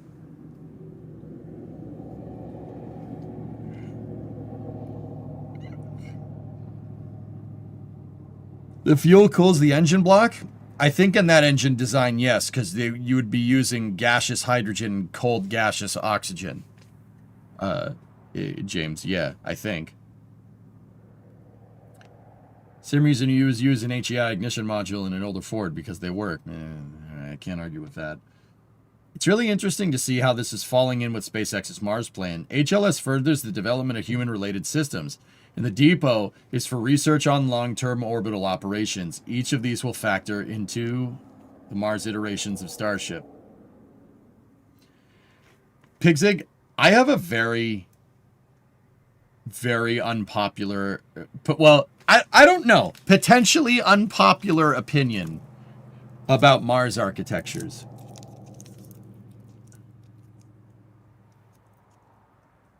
My unpopular opinion is SpaceX's concept of operations for getting to Mars is way better than Constellation.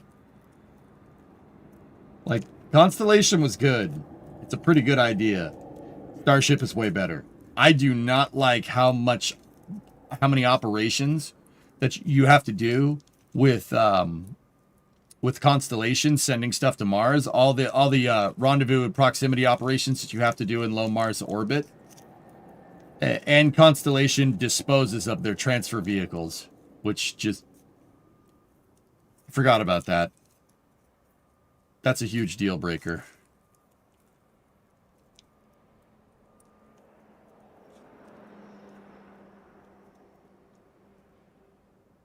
No, guys, that's Project Constellation. Starship does not do that.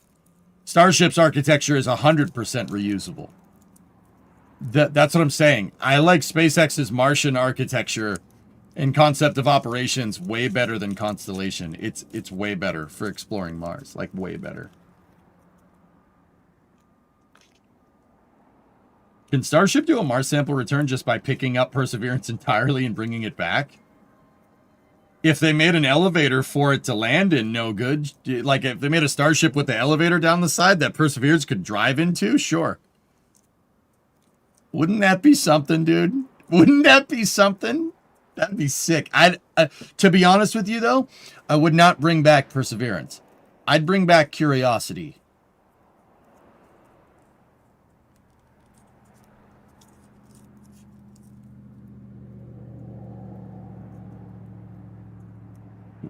We need SpaceX to go pick up Oppie. That's another good point, yes.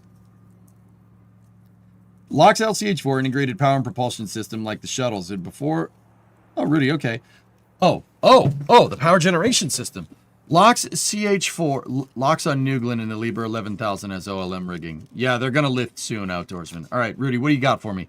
LOX methane integrated power and propulsion systems are like the shuttles. And before you left Brownsville, the landing replica was 50% finished. The pressurized section of Starship HLS was being outfitted for crew testing.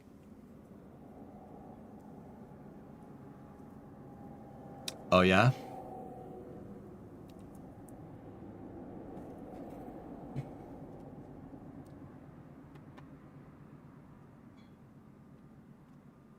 Power and propulsion system like the shuttles. So the shuttle was using fuel cells for its power systems. They were using the fuel... Oh.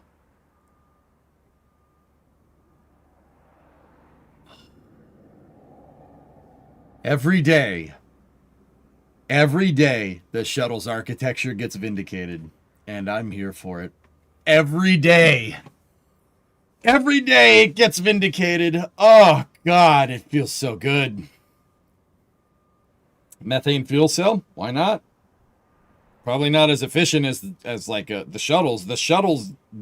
Guys, not a lot of people know. The space shuttle was using cryogenic hydrogen. It used hydrogen and oxygen for its fuel cells. That was the batteries on the shuttle. The shuttle had no batteries on it. You couldn't do batteries. That's too much mass. It just had 3 fuel cells, and that's how you generated power. And the energy was stored in the balls. The pressure vessels. They were underneath the payload bay at the forward part of the payload bay. The first payload bay segment. There's 3 fuel cells.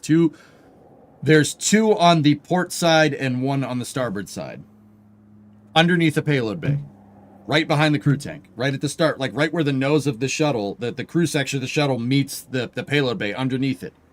There are 3 fuel cells down there. 6 COPVs. Well, 9, technically. Well, actually, it may have been 12. I don't know. Because each one has hydrogen and oxygen.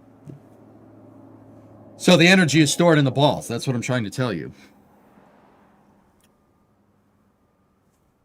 Rudy, in reality, there's 2 crew modules being built. One will be sent to Johnson Space Center and one will remain in Starbase. Fun fact, our lander vision system is based off of Dragon Eye. It was first flown on the shuttle, so HLS is shuttle hardware. Kind of funny if you think about it. On a long enough timeline, everything... So, here's the certainty. Here's EJ's certainty principle about rockets, okay? You got Berger's law. Here's EJ's certainty principle. On a long enough timeline, everything is shuttle-derived. Or Cygnus. It's one or the other. On a long enough timeline, you either become the space shuttle or you become Cygnus.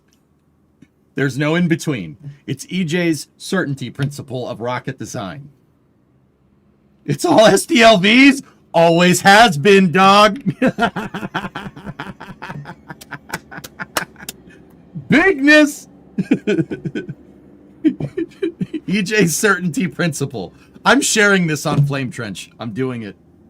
I'm sharing my certainty principle. You've heard of Berger's law, but there's EJ's certainty principle. On a long enough timeline, everything becomes shuttle derived, or Cygnus. It's one or the other. Who the heck is in your chat? It's real. I know people, son. I know people. So what is this for then? Manager Starship Supply Chain Engineering, Gasifier and Crew Starship. ISRU most likely. Rudy, thanks for letting me know, dude. It's all shuttle. Always has been. Given enough time, the shuttle would have turned into Cygnus. Brother, it was already starting to happen. Look at this picture of one of the last shuttle flights, okay? What do you see? What do you see? The Cygnus, it's already starting to happen. On a long enough timeline, everything becomes Cygnus.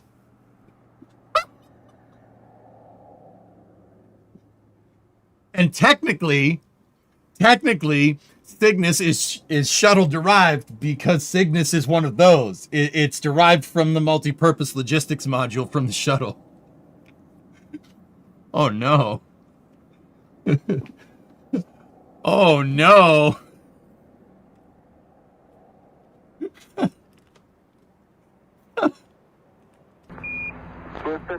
So screwed up, man. It's pretty funny though. Here's what's not funny. Let's also not forget Starship is also a clean sheet design created by shuttle engineers. Is it? It is. Starship is shuttle derived. Just saying. Neville punched you. I don't think he did. Perfection. We all adore the shuttle. I'm telling you, man. Every day. And Rudy, this is part of the reason why I'm rooting for SpaceX. Like, why I've been such a hardcore SpaceX fanboy for the longest time. Like, I really am. But I like everybody. Like, it's not one or the other. I like all of them. I'm greedy. I'm greedy, all right? I'm greedy. I'm the guy that just wants to see good spaceflight. You know, I'm like the John Madden of spaceflight. Well, when you have great companies making great spaceships, you're going to get a great space program. When we have good rockets launching good companies launching good rockets, you're going to see some good rocket launches. That's me. That's me. It was a terrible Madden impression, I know. Dude, it just makes me so happy. The reason why I've been such a big fanboy is because the shuttle's design, I'm telling you, it's amazing. That is an amazing machine. It was way ahead of its time. Like, way ahead of its time. And every day we get further away from the shuttle program, it gets vindicated. Like the tiles. Everybody's like, oh, the tiles are never going to work. SpaceX out here just doing this. Just doing that over there. No big deal. You know, they said tiles would never work. You guys are like, yeah, okay. Yeah, watch us.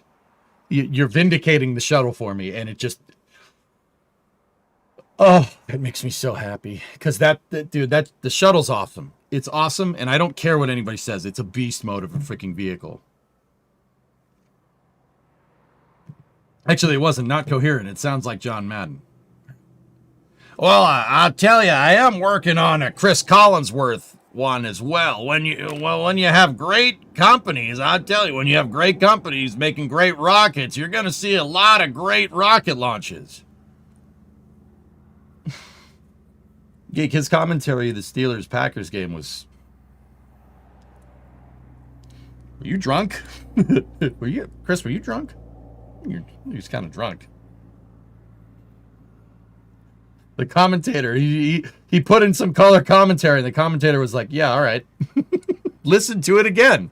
Well, I tell you, that guy, I saw him once driving down the road, and he was driving around a Corvette, and it was awesome. Okay, cool. All right. Anyway, so they got the ball on their own 45, 1st and 10. Like, dude, listen to it again. You had to be drunk to watch that game.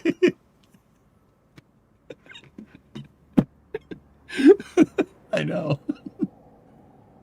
Can you do Chris Kraft or Gene Kranz? No, I'm not enough of a badass to sound like them. When you have Boeing and Lockheed making rockets, you're going to see not a lot of rocket launches. All right. And that's what we'll see out if Mahomes, I tell you, it's Mahomes, isn't it?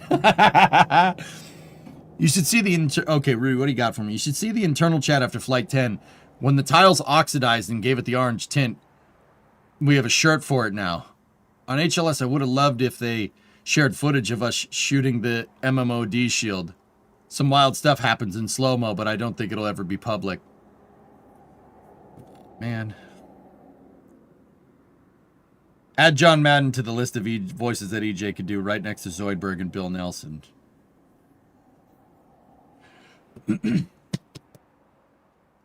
Well, I'll tell you, we have a great space program. And when we have a great space program, you're going to see great rocket launches. But we are going to launch when we are ready.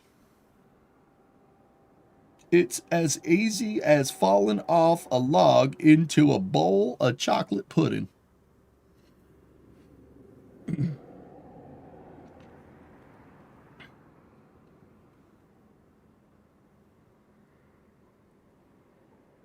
Christopher Walken. Oh, I can do tons of those, dude. It's too fast, yep. Have you seen this one yet? Mysterious fuselage section appears in Northrop Grumman video. It's NGAD. Yeah. I missed the Bill emote. No, I got rid of that. Yeah, I got rid of that.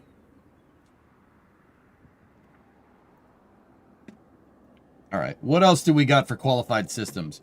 Ground segment and radio frequency RF communications demonstration, testing the capability to send and receive RF communications between a flight equivalent ground station and an equivalent vehicle RF system. Nice. Elevator and airlock demonstration. Oh, yeah, baby.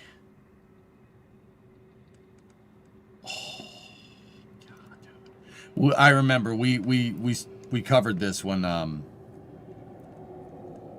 remember looking at the mounts for the airlock and being like, well, dang, boy, those are some really nice gussets. Elevator and airlock demonstration, dudes. Which was conducted in concert with Axiom to utilize flight representative pressurized EVA suits to practice full operation of the crew elevator, which will be used to transfer crew and cargo between the Starship and the lunar surface. Medical system demonstration covering the crew medical system on Starship and the telemedicine capability between the ground and the crew. Why not just add a medical officer? I'm sure Bones would love to go. Already did go.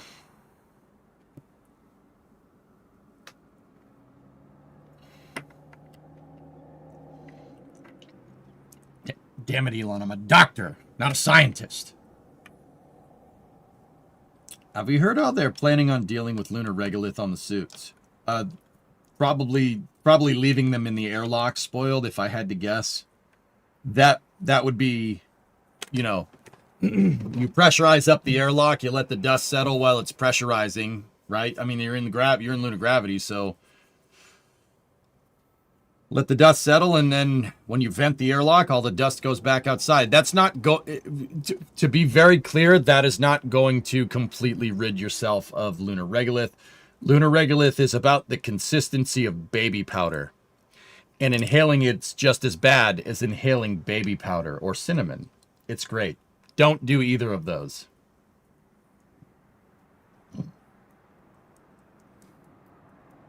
Vacuum cleaner? There's no need for a vacuum cleaner. Outside is the vacuum cleaner. Just vent it.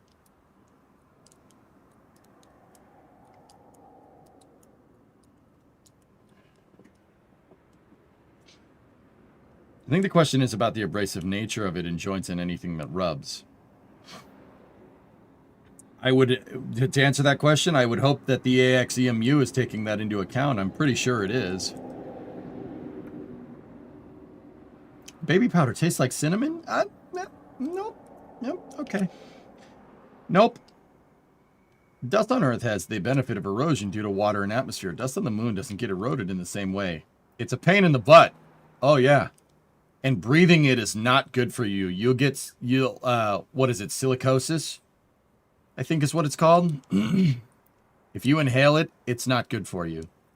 One good inhale of lunar regolith and you'd be like, I think I'm getting the black lung pop. Discovery, go at throttle up. Like sandblasting dust. That's basically the consistency, geek, yeah. Silicosis, you clown, yeah.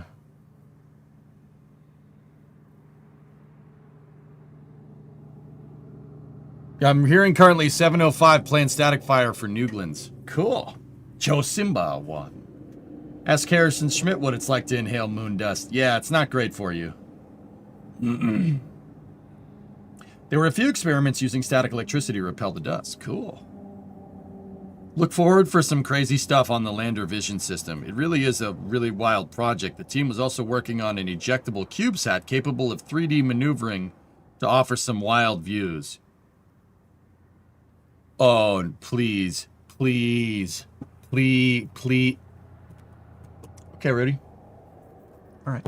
On the regolith problem, it's a bit tricky. There is a solution being talked about, and I'm not sure you could say much. All right, yeah. Search the electrodynamic dust shield. Okay. All right. So, Andrew, you might be on par there. Isn't the regolith electrostatic? It sticks to everything. Pretty much, Robin, yeah. Mars is the same way. Roll ads. Okay. We got Hiddle. Hardware in the loop. Not Hoodle. Hardware in the loop testbed activation for the propellant transfer test, which uses a testbed with flight representative hardware to run simulations for the upcoming propellant transfer flight. So, If people don't know what hardware in the loop... Oh, this is space. I'm in On space. those... Regular Roro Roostin. Have you ever played Surviving Mars? Yeah, when it came out, Data. So people that... If you don't know what hardware in the loop is... Hardware in the loop is basically when you have all the components. You have your computer hooked up to all of the components, just like spread out in a big room, right? They're all just kind of spread out. And the computer is controlling the components like it would be in the spacecraft. It's basically all the spacecraft guts, but not actually in the spacecraft. So like, not necessarily like reaction control systems, but like the solenoids, the valves to open and close them. If you attach that to the computer and then run lunar landing program 1.exe or something, the computer will be controlling the valves and it'll shut them on and off in real time. That's what hardware in the loop means. That's opposed to hardware out of the loop testing where you don't have it hooked up to anything. You have it hooked up to a light. You know, oh, you want to send an electrical signal down this cable, light turns on. All right, cool. A breakout board, so to speak. Yeah, yeah. Yeah. Hardware in the loop testing means that they've got the wire harness figured out. For what it's worth. They didn't forget to factor that into their mass design like other lunar projects. I'm not letting that go. That is a colossal screw up. Frost on the Newglen's erector. I'm not letting that go. That, like I said, that's just... What are you doing? Get out of this business. Just stop it. Oof, burn. Well, no, they're not, because they forgot the controls wiring to make it do that. Tycon. So it's not a burn. It's nothing. Just like that project. I'll be here all night. Be sure to tip your waitress. No, bad. Bad engineer. Bad. Oof, not a burn.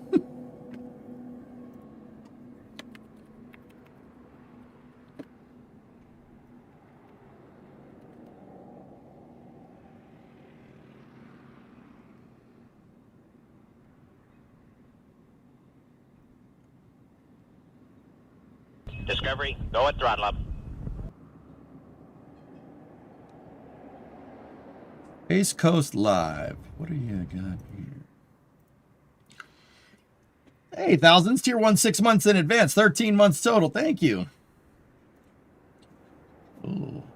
Ooh. This is coming from my buddies over at Space Coast Live. Or NSF. This is Space Coast Live. And Newglen's is Newglening. Oh, baby. Okay.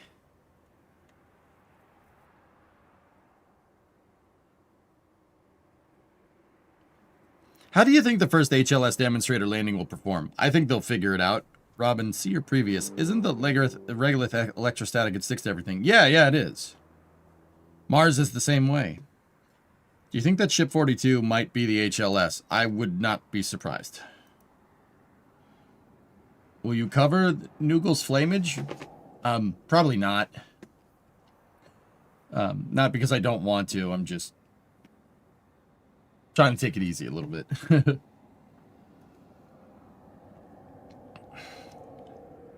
So from whatever it sounds like the flight articles being prepared for stacking and integration, maybe HLS demo at Starbase, actual HLS out of 39A. That was always my assumption here. So, what are the next...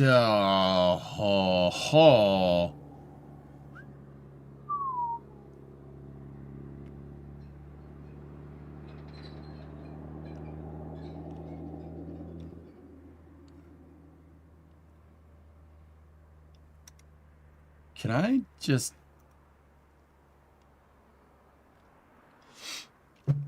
Oh...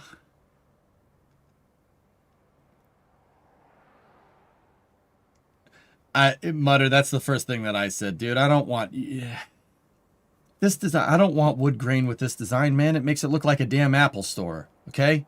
You know what I want? Dude, that wood grain is so 20 teens Apple nonsense. And I'm saying that as somebody that has an iPhone, all right? You know what they need? Black glass. Black glass, dude. That's what you need. It's probably too heavy for that, but... Yeah, wood grain on a spaceship. That's ridiculous. Wood also burns. It's probably teak or something, guys. Or not teak, Trex. Yeah, I'll bet you it's Trex.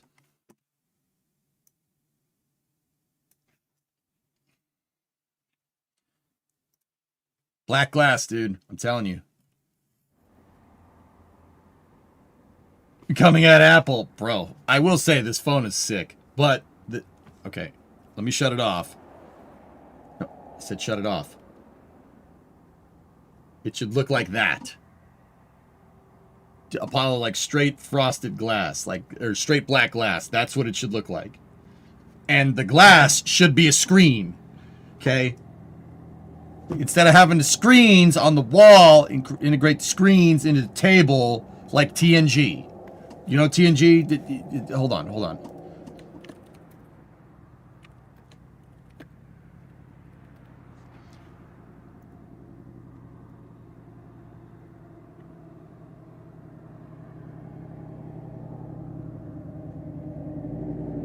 Like that. That's what I'm talking about. That's what it should look like. Okay? Also beige. Actually, hold on. You know what aesthetic's really good? Whoever's doing the set design on Strange New Worlds is really, really good at what they do. If you guys haven't watched Strange New Worlds, first of all, you should watch it. Second of all,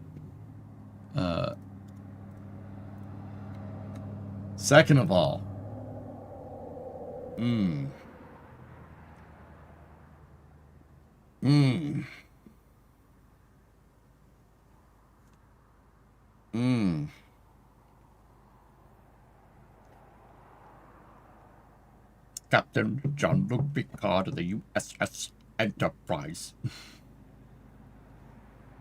That looks worse? What are you talking about? You guys suck. You really suck. Anyway.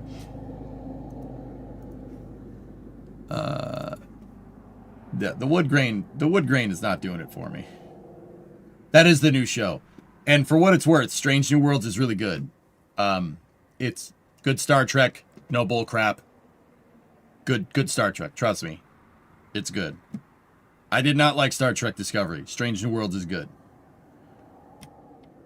Black glass still looks Apple related to me. I agree with screens as tables and such, but for accents, clear coated copper. I could get down on that.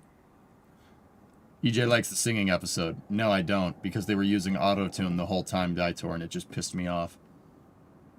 If nobody can sing on your damn show, don't have an episode about singing. There, I said it.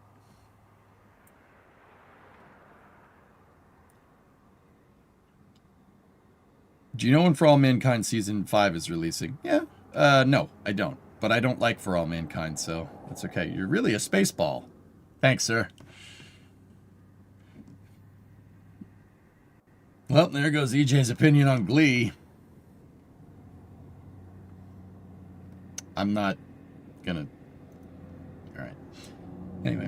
While many of SpaceX's remaining HLS contract milestones are tied to flight tests, such as a ship-to-ship propellant transfer demonstration, SpaceX has started fabricating a flight article HLS cabin that will include functional avionics and power systems, crew systems and mechanisms, environmental control and life support system, cabin and crew communication systems, and a cabin thermal control system.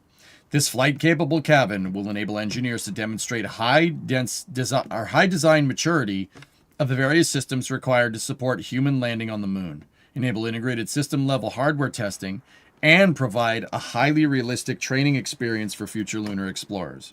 Yeah. Ooh, play the video.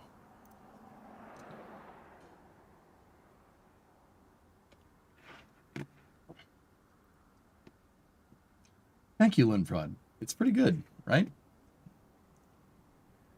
Oh my goodness. Please.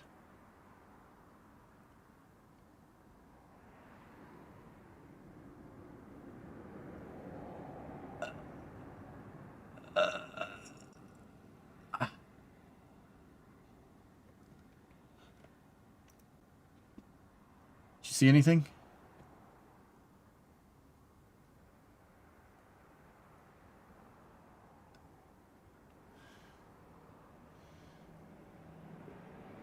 Good.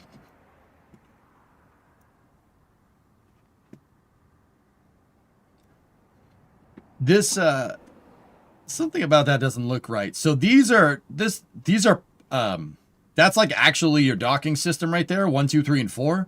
And it looks like they have an inverse propellant transfer feed. Like, see this thing back here, this brick, or this, like, well, looks like a candy bar almost. This trapezoidal thing, that looks like your transfer thing. Like, it looks like it'll just pick up on Starship's umbilical.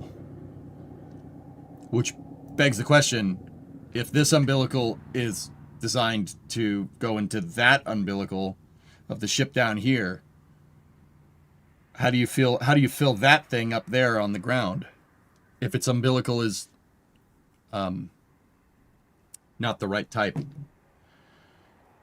This is more shuttle derived technology.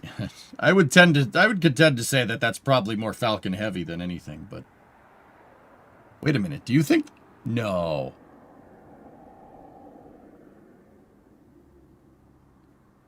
Huh.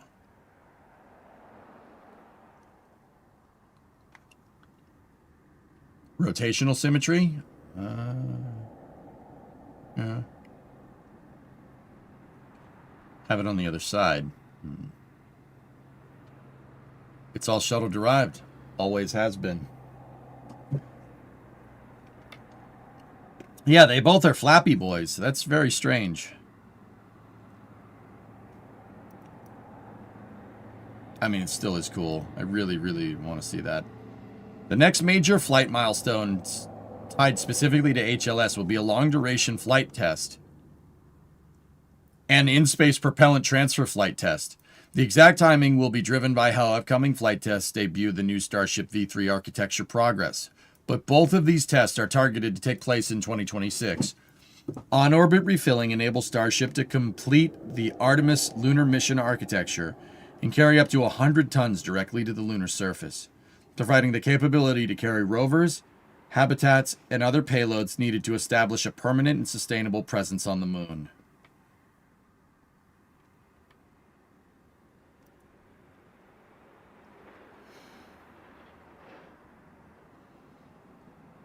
What's to stop SpaceX from having 2 filling disconnects? It looked like they were just on top of each other, dude. Why do you have heat tiles on HLS? This is a render of the propellant transfer demo, not necessarily HLS. It will start with a Starship launched from Starbase to spend an extended time on orbit, gathering data on vehicle propulsion and thermal behaviors on an extended duration mission, including long-duration propellant storage and boil-off characterization. A second Starship will then launch to rendezvous with the first ship to demonstrate ship-to-ship propellant transfer. Oh, God, that's going to be so cool. That's going to be awesome. Is this how baby Starships are made? No, they were made in a factory. Discovery, go at throttle up. Joe, 71-month resub. Hey, Joe, I didn't get any word back on that thing. I'll keep looking, though.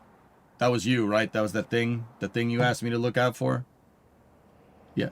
Starships come as a can. They were built there by a man in a factory in Brownsville. McGregor test firing.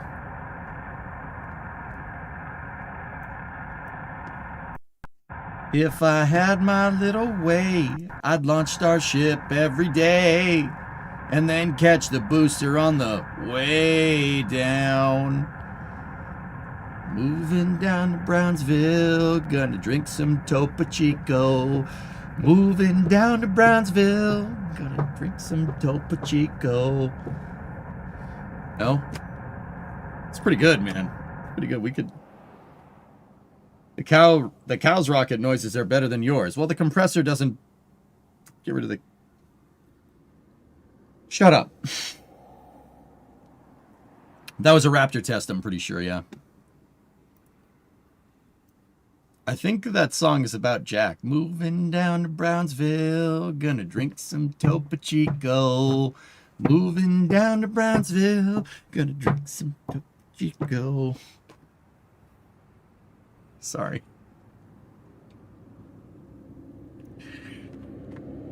Future music career? Oh, no. So like Thunderbird 2, SpaceX can move any ship into position for the purpose they need fulfilling. Cue the theme song. Yep. Moving down to Starbase, gonna launch me a lot of rockets.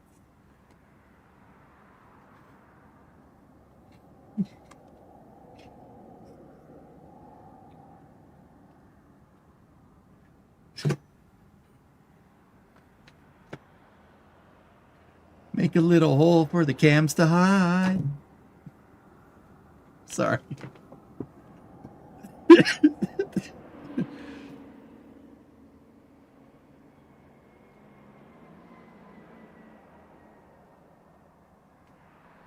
Is that what the apartment call was about?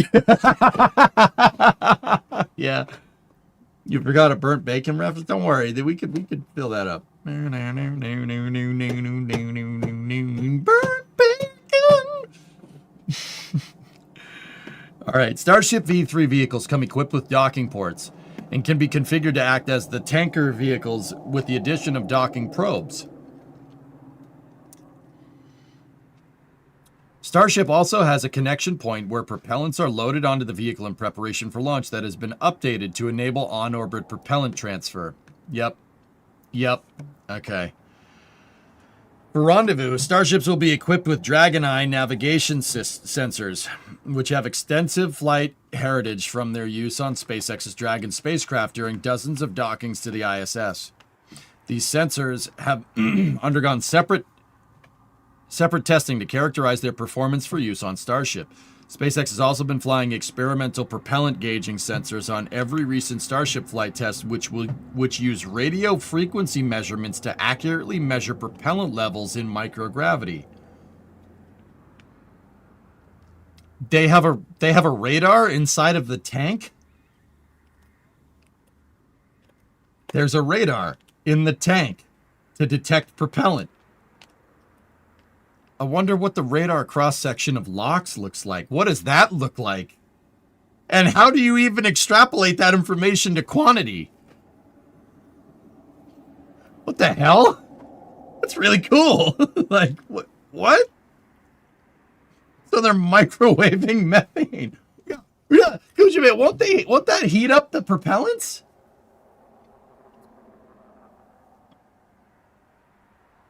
Looking at radio wave attenuation, it's probably looking at how much energy gets absorbed per second. It's not uncommon in tank level measurement on Earth. Really?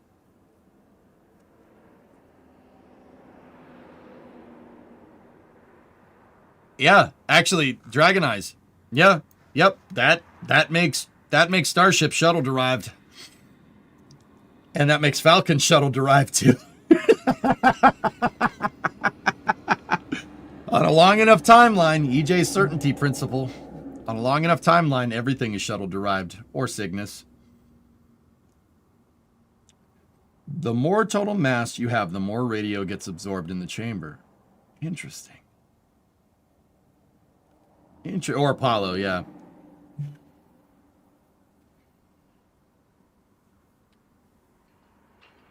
Gemini, shuttle. The aggregate 4, shuttle derived. Wait. I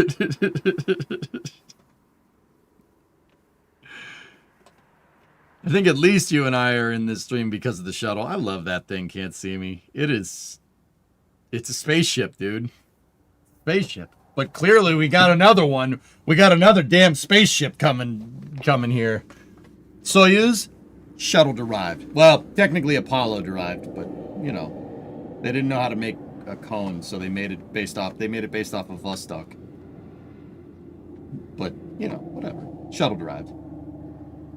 Goddard rocket, space shuttle. iPhone, shuttle derived. MU-163, shuttle derived. Buran, shuttle derived.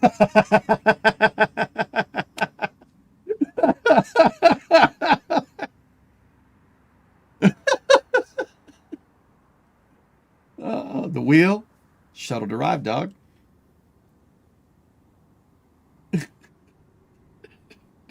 Sputnik, shuttle derived.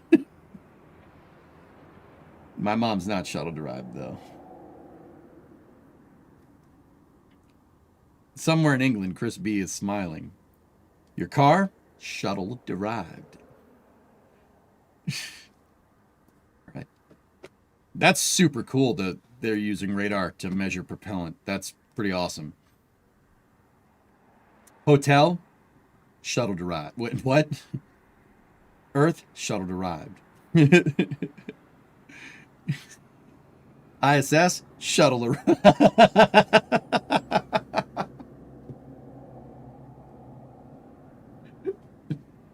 I needed this. I needed that. Am I shuttle derived if you wear a piece of merch? Sure.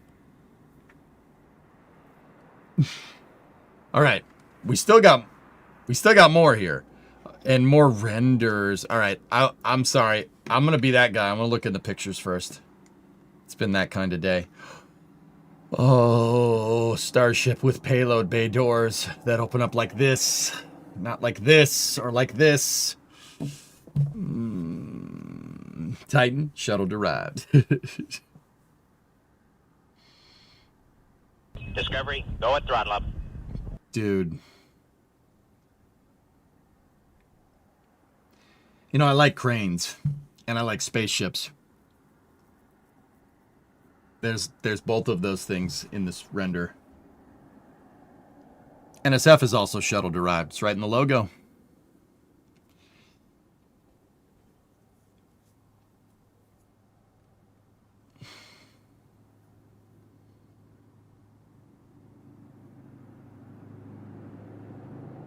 My hat, shuttle derived. Wait, does that have the? It does have the shuttle on it. Yes, yes. All right. Nice. Oh dear, I'm cooked, dude. It's nothing today. Bald spot now also shuttle derived. I don't have that much. See? I got my hair. It's here. Ish. Are you shuttle deprived? Yep. See, look. Look at that. Oh, look at that. Isn't that good?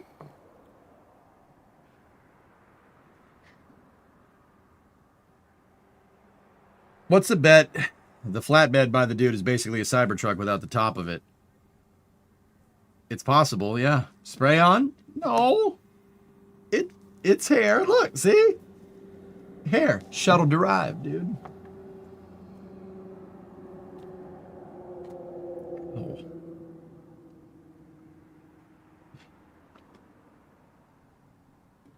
Pretty cool walking past that parking lot earlier this year knowing there was a moon elevator crane prototype behind the fence. Yeah. No, God is not shuttle derived. God is the shuttle. Who would win, Lemmy or God? Trick question. Lemmy is God.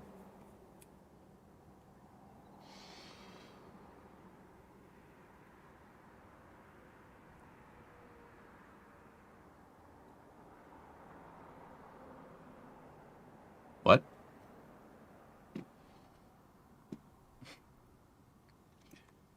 NASA selected Starship in 2021 to serve as the lander for the Artemis 3 mission and return humans to the moon for the first time since Apollo. That selection was made through a fair and open... oh, here comes the bants. Oh, yeah, this is going to be the best part. That selection was made through fair and open competition, which determined that SpaceX's bid utilizing Starship had the highest technical and management ratings while being the lowest cost by a wide margin. This was followed by a second selection to serve as the lander for the Artemis 4 mission, moving beyond initial demonstration to lay the groundwork that will ensure humanity's return to the moon is permanent. Oh, yeah, that's right, God. Yeah. How stupid of me.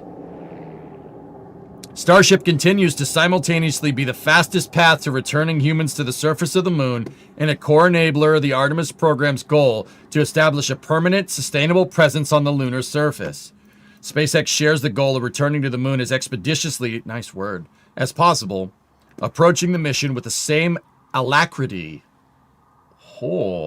and commitment that returned human spaceflight capability to America under NASA's Commercial Crew Program. Oh, yes, yes, very nice. Alacrity, very nice. Expeditiously. Basically saying, look, we returned people to the space station after the shuttle. Nobody else did, and we did it faster than everybody else. We'll do this. We'll do this fast too. The message kept saying expeditiously, alacrity, regret. Dear old space, we regret being non-manageable contractors. We regret taking 6 years too much, and we most definitely regret the Dragon just flew 2 people to the ISS. Oh wait, we can't do Halo stuff. We can't do Halo references. Sorry. Chris G probably wrote that part.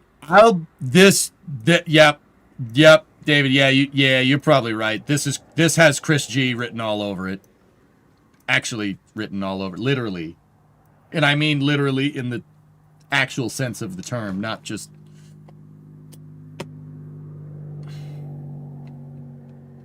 Ooh, rah.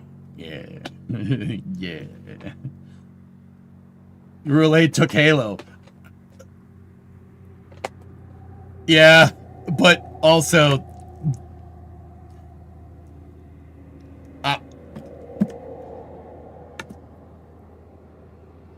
this is a weird timeline, okay? This is weird. The space is great. Spaceflight stuff is great, Wisp. This is a strange timeline, and that's all I'm saying, and we're going to leave it at that, okay? This is a weird... Can you... Yeah. All right. Okay.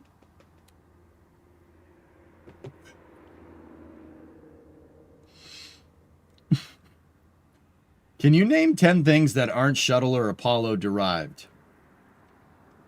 New Shepard. That was one thing, but, you know. Would you play the Halo 4 remake if all the characters were voiced by Rule 8 people? No, I listened to them against my will enough. I really don't want that.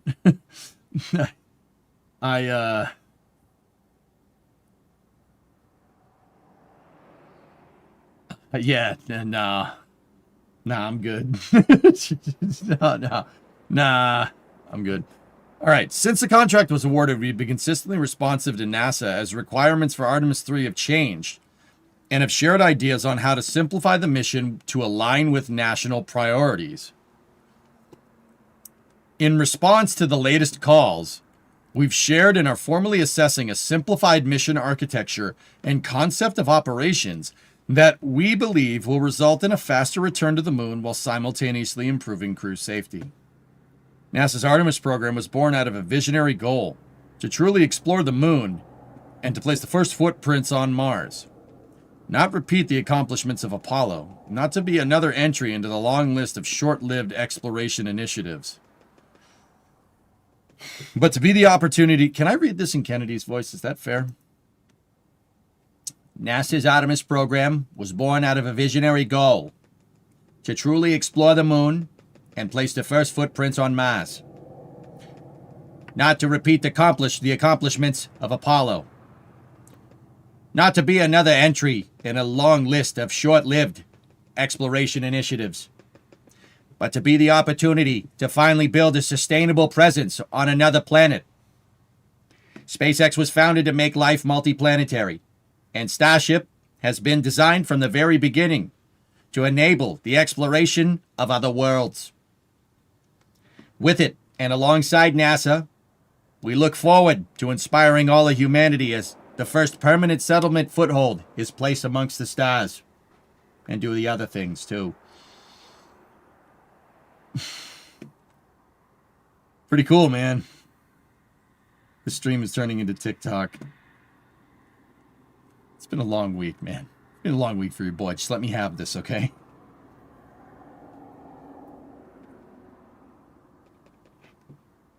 Just let me have this. Anyway, really big Starship update. Now, here's what I wanted to say. What do you think SpaceX's mission plan will be?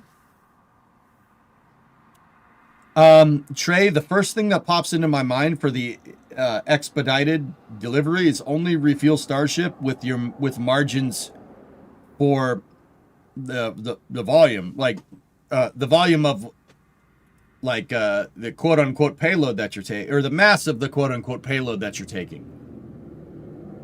There's okay, meaning that SpaceX, everybody kind of can agree that SpaceX is going to need like 16 flights to refuel HLS to get it near the moon. I'm pretty sure those numbers are taking into account landing 100 metric tons on the lunar surface. There is not a snowball's chance in hell that the crew tank for Starship HLS with the double airlock, with all the accoutrement for the crew, is near 100 tons. There's no way. Maybe 20 at best. Maybe. With all that being said, it's mostly just empty space from the renders. My guess is that they probably don't need 16 flights and will probably forego the amount of fueling needed to put 100 tons down on the lunar surface. This is just, keep in mind, this is just a guess. This is just a guess. I don't know. That's just a guess.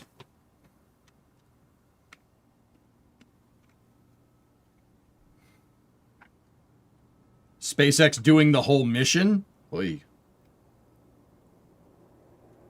Unless something comes up, I'm going to look at an 83 F250 351 C6 two-wheel drive super cab. Well, it's two-wheel drive, so don't pay too much, Grab, but that's cool.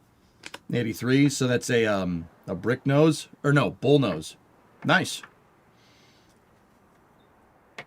NSF's cast of the New Glenn static fire is live in 30 minutes.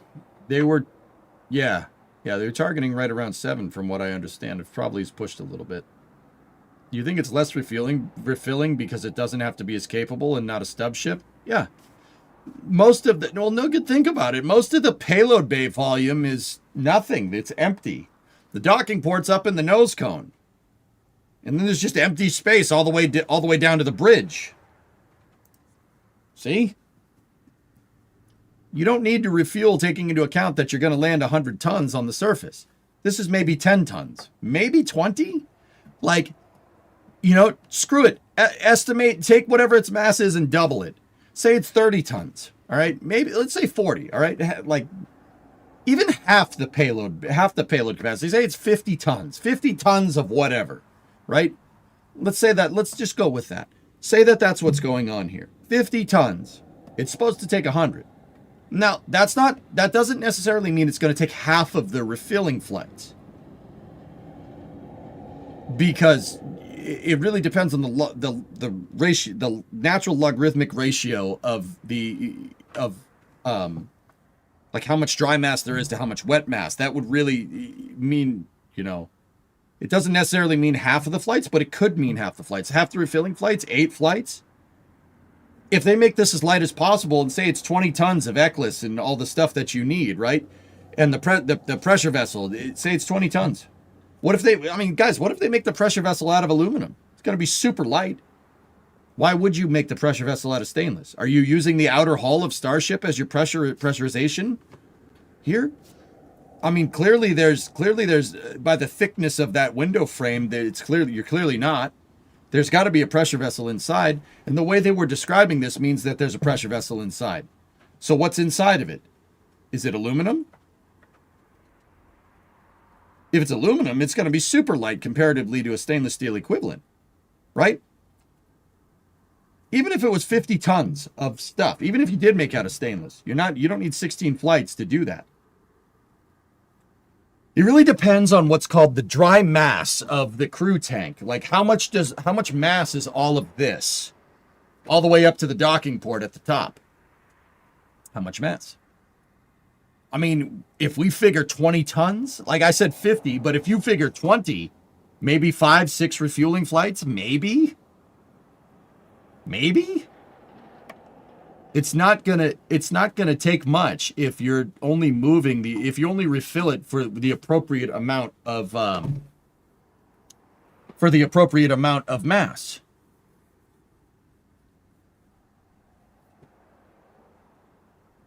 It was double hauled, yes, Bill. Hell, it'd make it fabric. Yeah, there you go, dude. Like that's my guess for SpaceX's expedited plan. Just don't do as much refueling. Only refill Starship to what you need to get this thing down to the lunar surface and back up into rectilinear halo, and then you're good. Because there's no way this weighs 100 tons. There's no way this is 100 tons of mass. Not a chance. No way. It's empty. Air doesn't weigh that much or have that much mass comparatively. That's why it's called a gas. Gas has less mass? No? All right. So that's my guess, dude. I don't know. Maybe I'm wrong. I'd have to look at calculations that people have come up with and that SpaceX has come up with for refilling.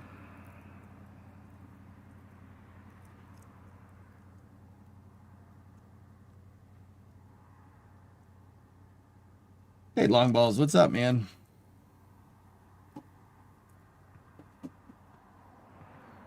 I would 100% bring a quadcopter frame with manual triggers on the body to push me around instead of relying on some sort of slide wire in there. Slide wire could potentially be less mass, but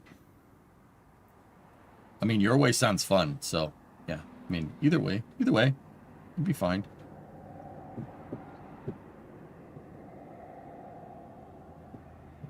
Could they use carbon fiber for the crude pressure vessel? Sure. Why not? Buddy, you're designing it, dude, you're designing it for 100-ton capacity. You could make it out of lead. It'd be fine. And that's why, right there, Element, is exactly why they're figuring 100-ton payload capacity to the surface of the moon and to the surface of Mars. That's the exact reason. So you could really, that makes it so you could put whatever the hell you want in this thing and it'll move it. You can put whatever you want in it. Just like a truck, like a box truck. You can put whatever. Anything that can fit in there, you should be okay.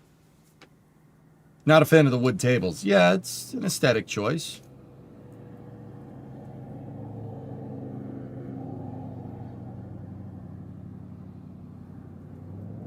Why waste all that space?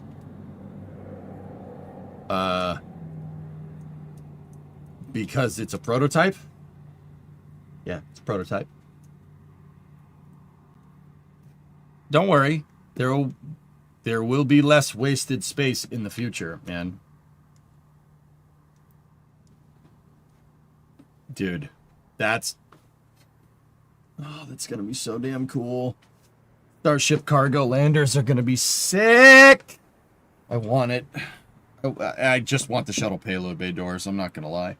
I just need a regular Starship. Can we get a regular Starship with those, please?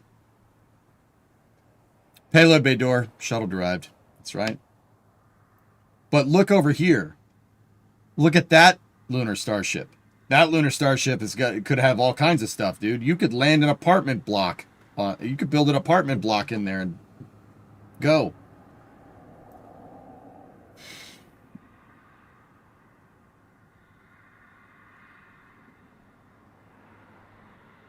Throwing a robotic arm for cargo starships. How are they going to make the doors handle the stress of being open like that?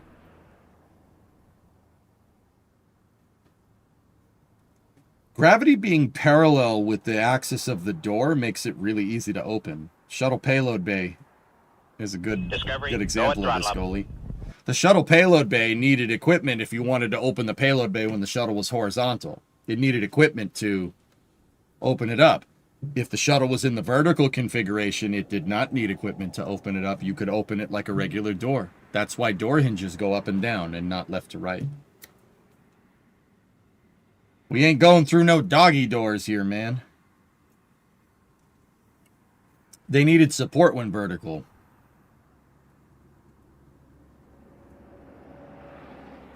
Okay. On Earth, You know, your theory seems sound, but your weak link is this is not Earth. Yeah, these type of doors will probably need some like bracing on the outside, like the brackets on the shuttle. You're not wrong. When they're integrating payload down here, up there, just open them. You'll be fine. It's 1/6 the gravity, dude. We're good.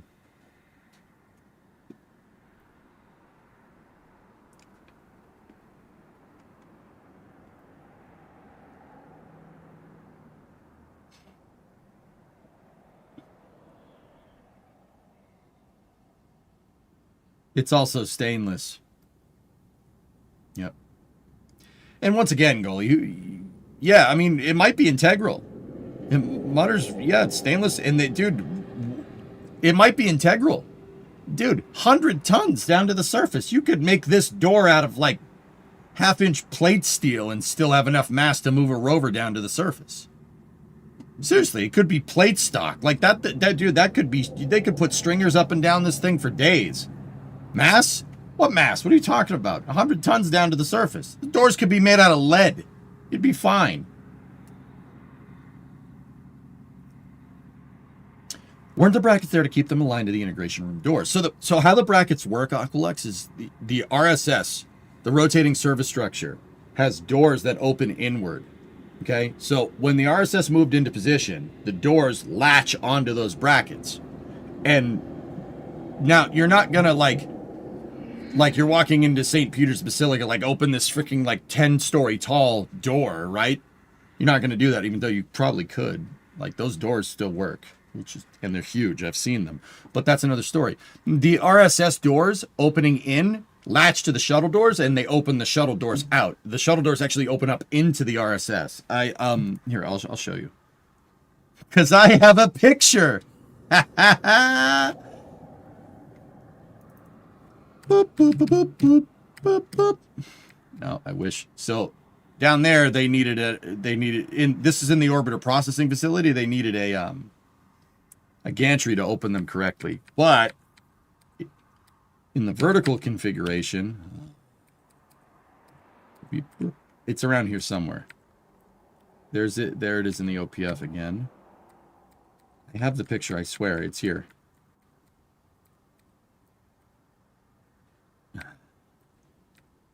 Nice, nice, nice, nice, nice. Ew. Nice, nice.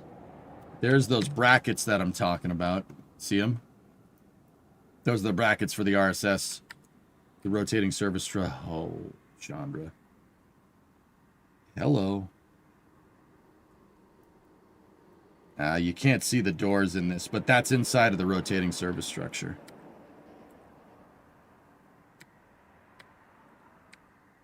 I just wanted an excuse to look through my shuttle photo album, all right? I don't care. I don't care what you think. Oh, there it is. Oh, hey, baby. That was the Chandra X-ray Observatory.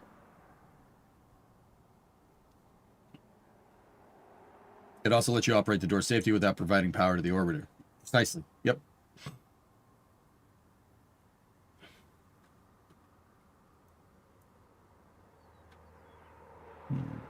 The ship on the left seems to be leaning.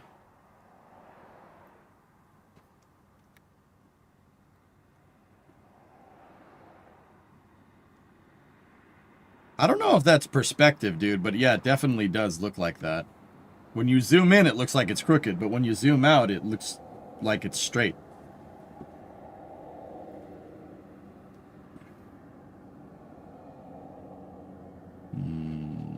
I really just want to know what these are about. So these are, see these little nacelles that are up here, guys? Those are the landing engines. Starship is not going to land on its Raptor engines. The Raptors would kick up too much dust. It's going to land with these guys up here. I'm kind of interested as to what those are. We have not really seen anything about them ever.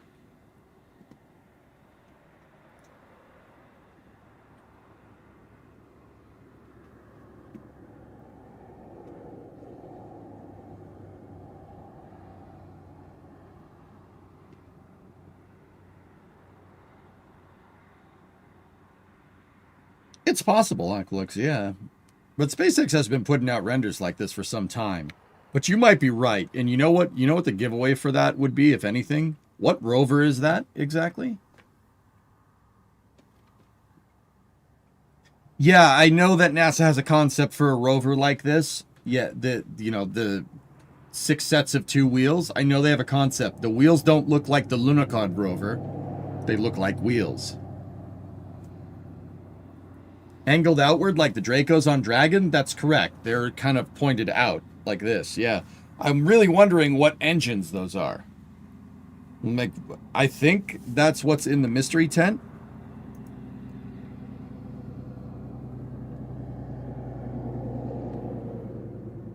But I don't know for sure, see?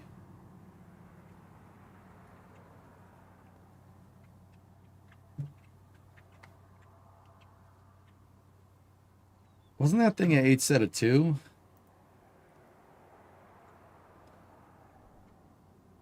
Two, 4, 6, 8, 10, 12. Think they have a backup plan by chilling the Raptors just in case? Probably as an abort contingency, Erudite. I would have my Raptors primed during the entire descent. Have them primed. Don't purge out the system. Have them primed just in case something goes wrong. You can shoot right back up into orbit. They did say in the article that they tested Raptor lunar landing burn in connection to the old video. That's right, Mirbon. Yeah, they did. I'm a doubter on the theory that SpaceX will do Artemis 3 without SLS. Yeah, I'm not sure how much validity there is to that. I think Elon, what Elon meant when they said they'll do the lunar mission themselves is that they will do a lunar mission with crew-rated Starship. If you look at the top right of the monitor, you can see the outer engine layout. Yeah. That picture of the dude on the console.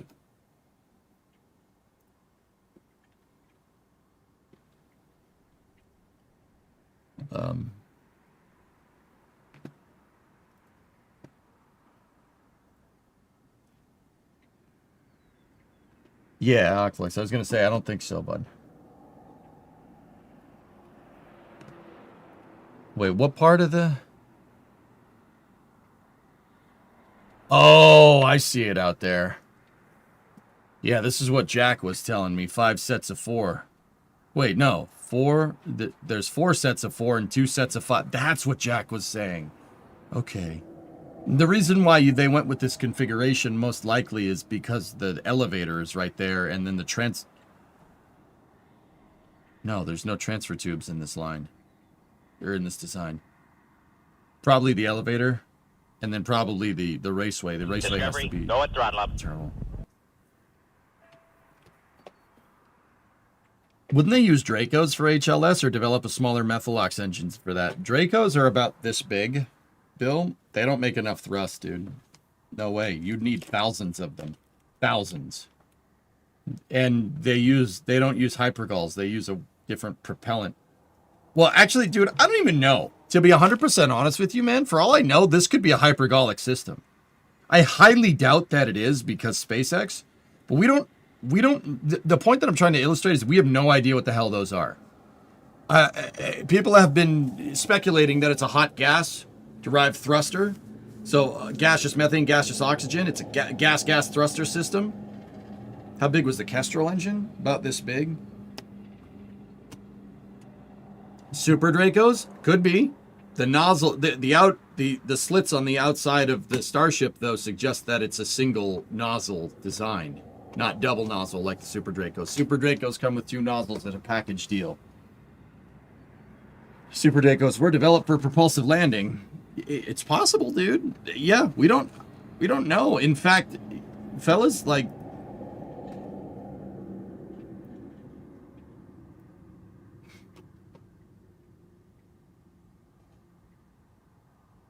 Okay, so where my mind is going is that... Okay. Starship needs to have the Delta V to be able to get from low or from like medium Earth orbit out to the moon, down to the surface and back. Right? Now, the reason why I'm thinking that way is because that could be, if it's a hypergol system using dragon-derived stuff, you're going to need to refill it, and you're going to need to refill it on orbit. Refilling hypergols on orbit has been done. We've been doing it on the ISS for a long time. The Russians have been doing it with Progress and Zvezda. It's been done for a long time. Totally possible. But that would make it so Starship has to at least come back into medium Earth orbit so the tankers could get at it. So an HLS needs to be able to come back. That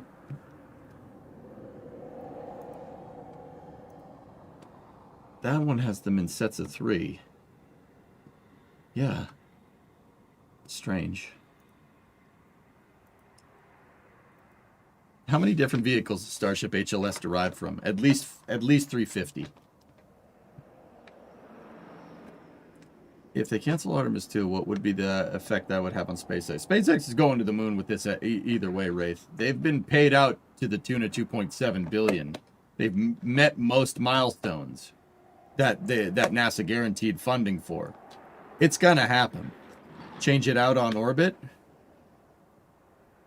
So, Aqualix, the reason why I'm kind of like, Discovery, go at just throttle up. work with me here, okay? The reason why I'm kind of like, about this is because, all right, those interior pictures.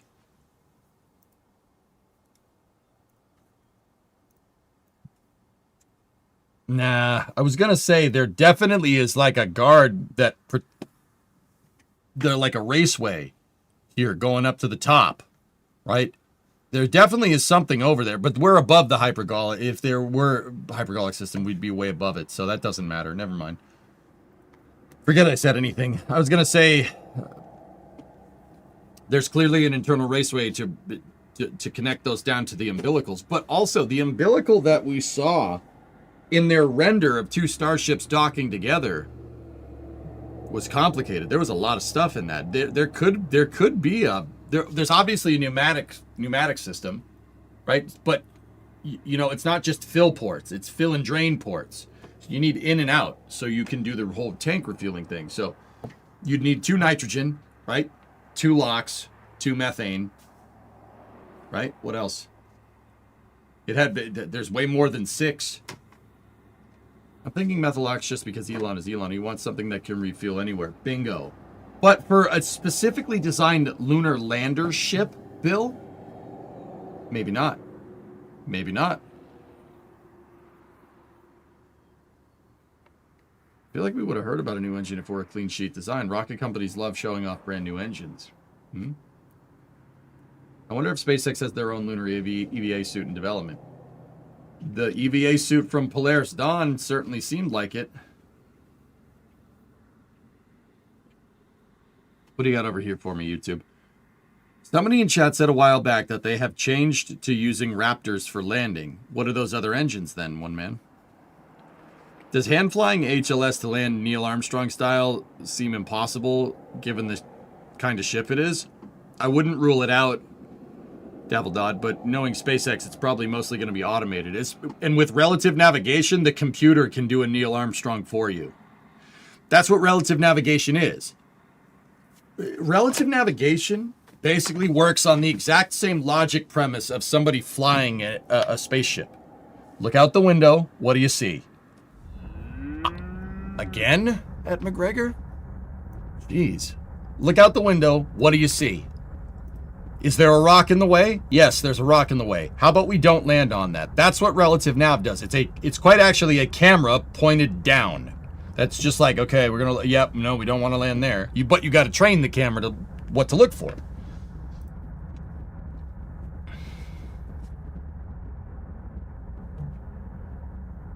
Hello.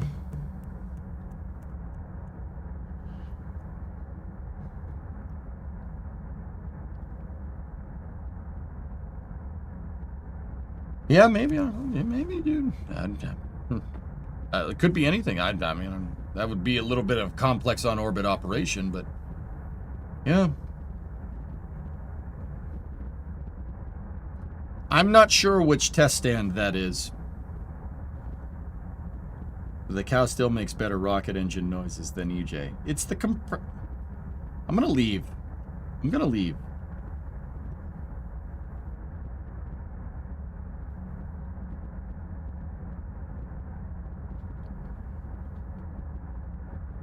Merlin sea level.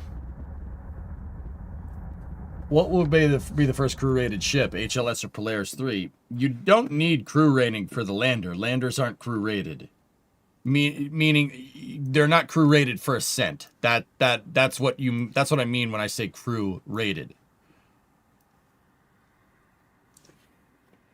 Is the smoke water, essentially? It's not essentially, it is. Well,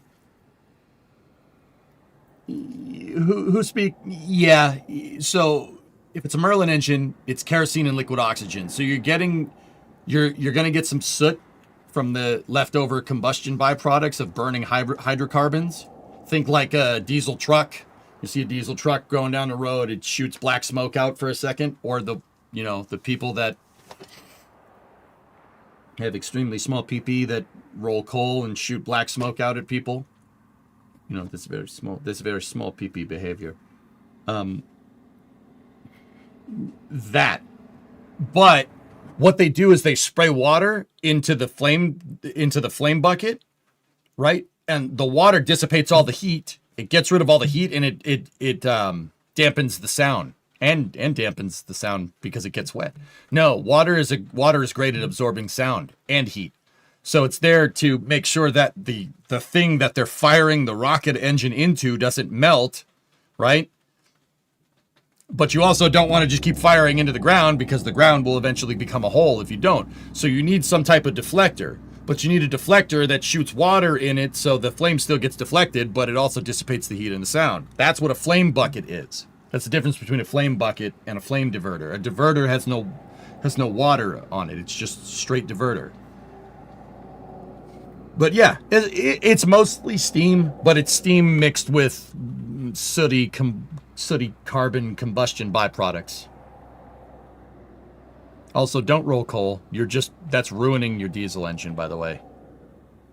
Dan, it is. It's so bad. That's so bad for it. Like that's ruining your diesel engine. And your injector pump will thank me later. Just saying. Tune your diesel properly.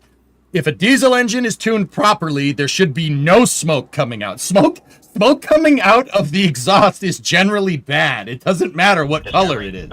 It's generally not a good thing. Like black smoke, probably bad. White smoke, probably bad. Blue smoke, extremely bad. Smoke coming out of the exhaust, bad. Steam coming out of the exhaust, that's okay. That's fine. If it's cold. Like, hot take, smoke is bad. Yeah, I know. It's so strange, right? Like, 3 out of 10 wouldn't breathe rocket exhaust. Yeah, no. These are running backwards. Very bad. Yeah, right. White smoke, new pump. Blue smoke is best smoke. No, it's not. That means something's broken. Oh, wait a minute. Noogles. Come on, Noogles. Fire coming out of the exhaust. Get out of your car. Your car's on fire. That's the bong right there. Blue Origin, New Glen.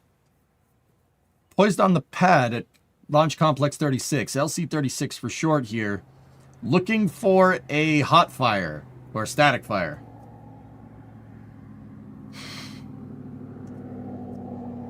Orange smoke. Max Verstappen signs with Mercedes.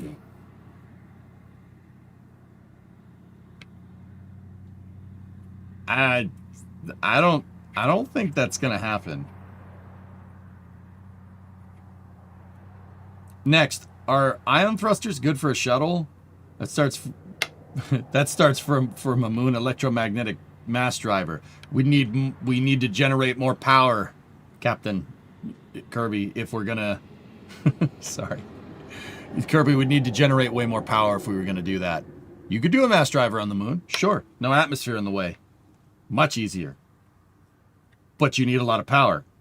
But they did say that Starship, in this latest update, that Starship could move nuclear reactors around. So SpaceX is pining for that nuclear certification, which, I'm good with that. You should do that. That would be really good. You should do that. Please do that. Dude, even an RTG, like attached to the side of a depot starship for their onboard power system, so they can mitigate boil off. Holy balls, that would be a game changer. Like, game changer. Last, if you don't mind. I kind of mind because it's you, Sea Kraken. Is there an estimated T0? I was here in the next 10 minutes. I'm just kidding, Sea Kraken. Will MSC happen tonight since we missed it yesterday, unless there's a VOD and you didn't see it? No. Nuh-uh. We'll make it up next week, dude. This week has not been good for your boy. I'm very much putting on a brave face right now. I have not had a good week. No, I do not want to talk about it. Dude, it's that, like, it's bad. But your boy is dealing with it. I haven't had a good week. And on top of other stupid things that are happening, my dog, Titan, was in the hospital yesterday. It's part of the reason why I didn't stream. He's fine. He's fine. He's fine. He's back at the house. He needed to get his shots for heartworms. I've been having a week, bro. I'm telling you, it's bad. This is like accountant bad or motherboard exploding bad. Like, just an awful... Dude, even now, it takes a lot for me to not stream. Like, I want to be here. It takes a lot for me to go like, nah, I'm good. You know? This week is shuttled to... Wait. I just want Nervous Starship. Yeah, me too, man.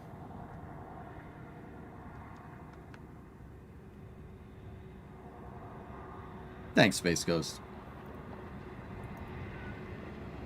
Life aggro is what I'm going through right now. Actually, J. Velbrimo has been one of the things that's keeping me sane, to be 100% honest. Hope everybody's okay. Digital, nobody died. This is space. I'm in space. Nobody died. We're good. Nobody's died. So I got that going for me, which is nice. Hey, Max, what's up? Just creating a shuttle concept right now. Did one for youth research competition and won, but the stuff was unstable.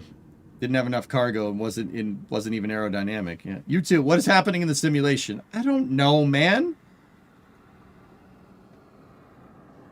Is it a worse week than the Kia week? The Kia week. Kia week? You had half of one of your kidneys removed 2 weeks ago. Nice. I see you're having a good time as well, Cannon. All right. Excellent. Captain Kirby's concept? Shuttle derived. Will you wear a space shuttle costume on Flame Trench tomorrow? No.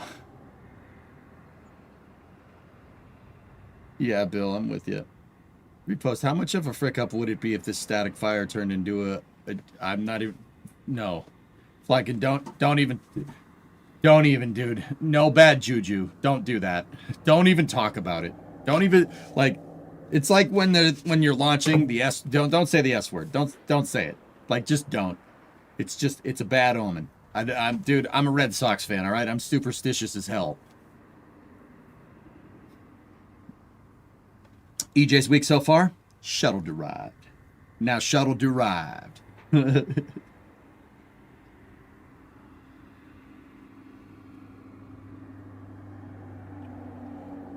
Yeah, no, I've had some.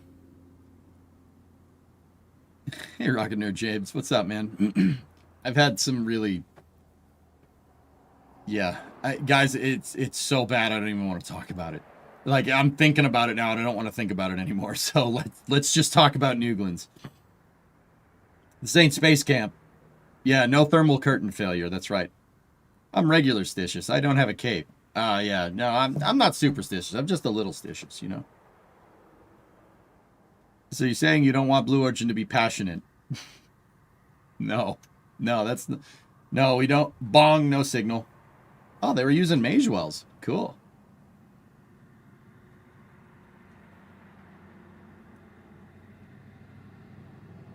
Reminds me of an old Space Camp movie that accidentally launched kids on the shuttle. Thermal curtain failure, man.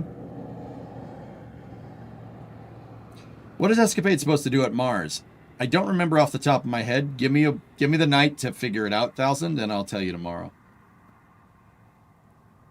NSF just went live with their own dedicated stream for New Glenn Static Fire. All right. Here we go, John. All right. Wait, is that a drone shot? How did NSF get a damn... You know what? I don't throw it past DOS anymore. Of course they have a drone shot. Why wouldn't they?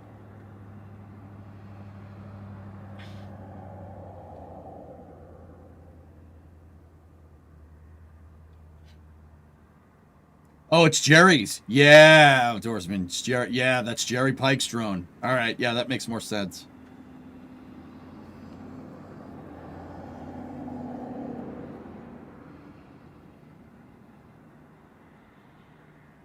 There's some weird tests of an unknown engine at McGregor a few years ago that NSF... Oh. They adjusted the exposure on that camera. When does DOS get a Cygnus? I would not know what DOS would do if somebody gifted him a Cygnus capsule, but I'm sure it would be cool, whatever it ends up being. I'm way out of the loop on this one. What is New Glenn? New Glenn is Blue Origin's heavy-duty reusable launch vehicle. 40 tons to low Earth orbit. Oh, this is space. I'm in space. Thermal gifted this up to no good. So we got 40 tons to low Earth orbit. 7-meter fairing, 7-meter stage diameter. It's big. That is a big rocket, dude. It's almost as tall as the Saturn V. She's a big rocket.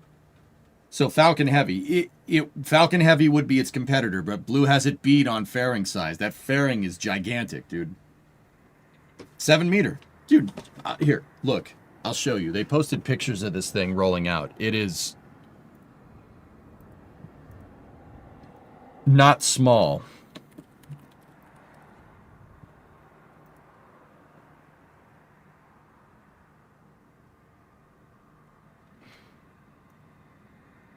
Here's a picture of them 2 days ago when they moved it out to the pad. This was pad rollout. So I know you're looking at it and you're like, okay, how can I tell how big it is? Look at the dude at the front of the transporter erector over there, far right. See the dude standing over there? That's how big this thing is. It is a monster. It is a huge freaking rocket.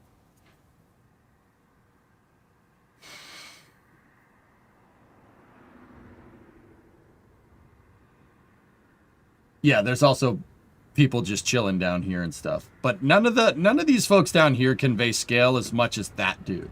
That dude conveys the scale, Mutter, I think, pretty well. You got a scale from the scissor lift. Yeah, see the scissor lift right there, or the golf carts? This thing is no joke, man. It is a monster of a vehicle. And they're gonna do a static fire today. Or tonight. It should be happening soon. Did you have a Ship 36 bad week? Yes. But nobody died, so I'm good. I'm all right. Nobody died. We're fine. Yeah, everything is fine. Boat.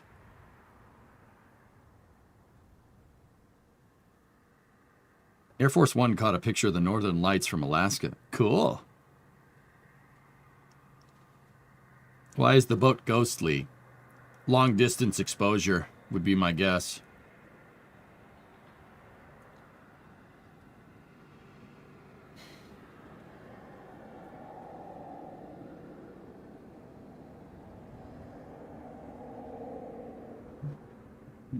Is that one of the gambling boats? Maybe. I don't remember. Ghosts! Period question mark. A Luigi board? Can you static fire a Luigi board? Last off topic. What, you posting memes in here again? Oh, okay. Me and a buddy want to design a spacecraft for deep space operations, but we only have a couple of selections to what we want to do. Do you have any resources that could guide us to the design architecture? Design so we don't make critical decisions.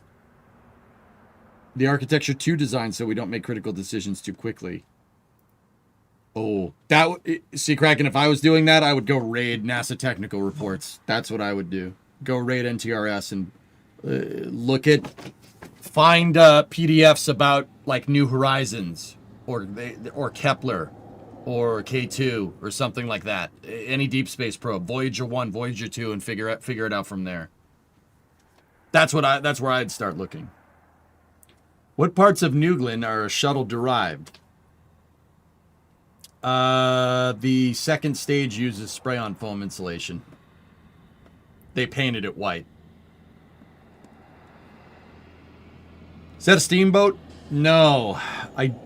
So, Zombie, that's a gambling ship, if I'm remembering right. So it's a ship that basically sails out to international waters, and it's got a casino on it. And when you're in international waters, you're in international waters. Whatever happens, happens. I'm pretty sure that's what that ship is. That's why it's sailing at night. It's like a night cruise gambling casino ship. And Jerry's drone shot is magnificent. Yeah, all it's got to do is go. What is it? What is the international waters, guys? It's not that far that way. I think what is it? 18 miles. It's not that far. 20 miles, 50 miles, 20. Yeah, it's 20 miles. Yeah.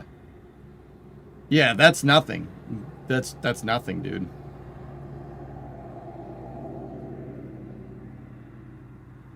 Humanity gains nothing in international waters. Yeah, that's fair. Yeah, you're not wrong. Maybe 50 kilometers or something, Flankin, but we don't use that. We don't use those units of measurement. What the hell is a kilometer? Is there any common everyday stuff that is actually shuttle derived?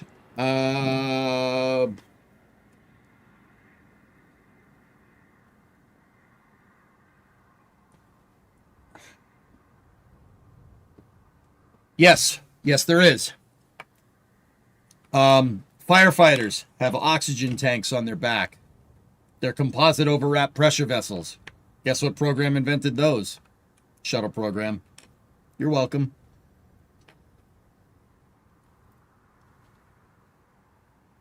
Yeah, I know about the Pueblo. Yeah, the ship that was,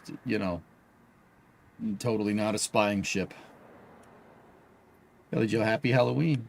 Yeah, they were trying to figure out a way to shave mass off of the pressure vessels for the onboard systems for the shuttle. Shuttle was the first one to use COPVs because, that's where the idea came from.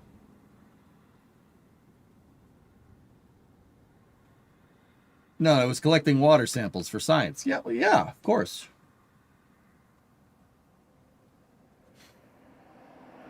Was the shuttle among one of the first to have a glass cockpit? They retrofitted the space shuttles with glass cockpits in the early 2000s. Whether that was one of the first things to, I don't think it was the first. What's a good age to start your own YouTube and Twitch science channel? I mean, Kirby, this is anecdotal, but I started when I was 24.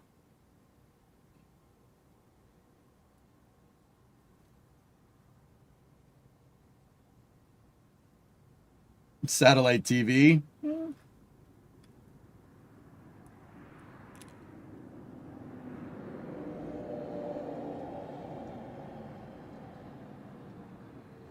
The other answer I was going to say for anything shuttle derived was jobs programs, but I don't think that's a pretty crappy joke.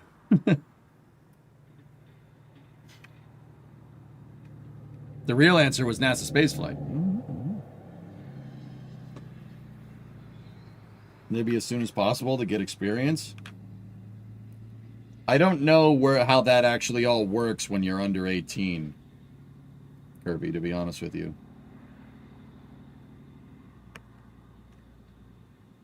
I will say this, dude. Do research now. If you're under 18 and you want to get into content creation, just do your research. Figure out what type of content you want to make. Watch a lot of YouTube videos. That's pretty easy for me. Like, I watch other content creators, dude. I watch, like space-like content creators. I watch Joe Barnard and Zach, CSI Starbase. I watch Tim. I watch NSF. I watch everything, dude. amongst a gigantic plethora of automobile stuff. That's how I learned so much about working on the cars. And dude, I'm no mechanic, but I know how to work on cars. Watch it, you know, you figure out the type of content that you want to make. I would advise you that if you're under 18, to enjoy your damn childhood. Go outside. Well, you don't have any obligations. Go touch grass, dude. And figure out, you know, while you're doing that, figure out what type of content you want to make. You know? Do you watch Scott? Absolutely. I watch everyone, DJ. Dude, my brain is an information vacuum. In order to keep this thing from going insane, I need to learn things. This is it is an obsessive compulsive thing that I need to do at this point. Discovery, If I'm go and not throttle up. learning something new or finding a way to make a better version of me all the freaking time, 24/7, 365, I will go insane. I can't sit there and do nothing. It pisses me off sitting there and doing nothing. Dude, even nowadays, it's gotten that way with sports. I can't, like, I love watching sports. I love football. I love baseball. I like Formula One. I like all this. Dude, I'd love to sit there watching Formula One race. Frick that. Frick that. Go and learn something.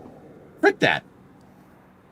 How many kilowatt hours does your brain use? Dude, I don't even want to know, Russ. Like, let's put a multimeter back here and we'll figure it out, dude. It's probably going in over. Dude, my brain goes in overdrive all the time, man.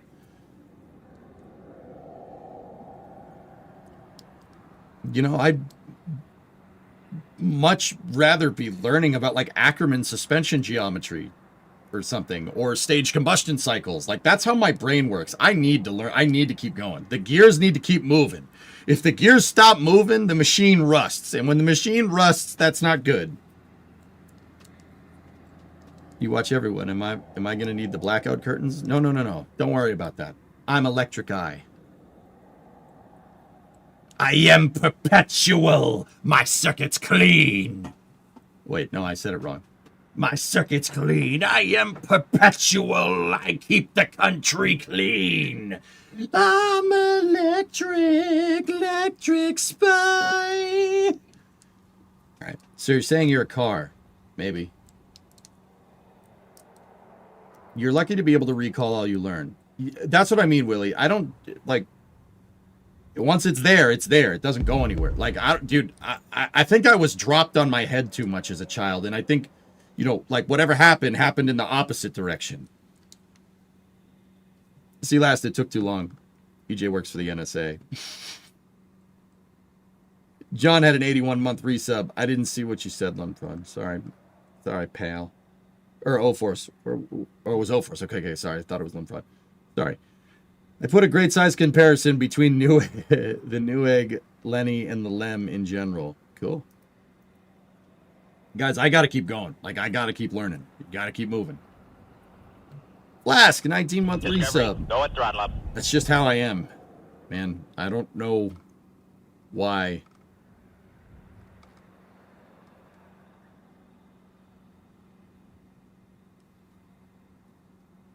When KRPC then? Don't worry. We'll open up that can of worms someday.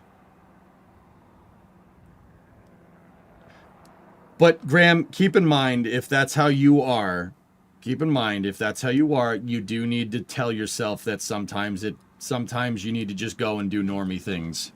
It helps keep the machine keeps got it rolling, but just because it stops for a second doesn't mean it's going to rust. You know what I mean? Take a day sometimes and just go do nothing. It helps. Fluffy, I don't see. Oh yeah, Chris B is hosting an NSF stream. I may have brought up the shuttle and he's on a tangent. Nice. Nice. Got to balance the TISM with touch grass. Can confirm. Dude, that's how it's got to be, Deadbringer. Like, I learned that touching grass does help, NSF. Touching grass does help, but I don't do it a lot. It, like, maybe once a week. Once a week I go do normie. Well, during the weekends. On Saturday, I usually clean my stupid house because that's home ownership, dude. You got to take care of your damn house, and it usually need to work like the entire day. And then Sunday, I do normie things. Can one balance the tisms? Have you ever heard of Darth Aegeus the Wise? He was able to balance the tisms.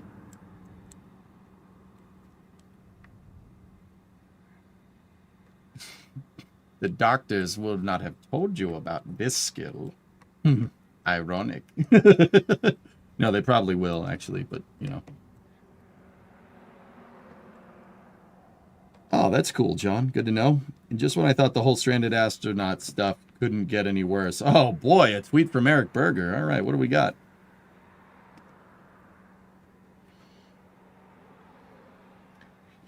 Eric Berger has a solicitation for chatting with somebody.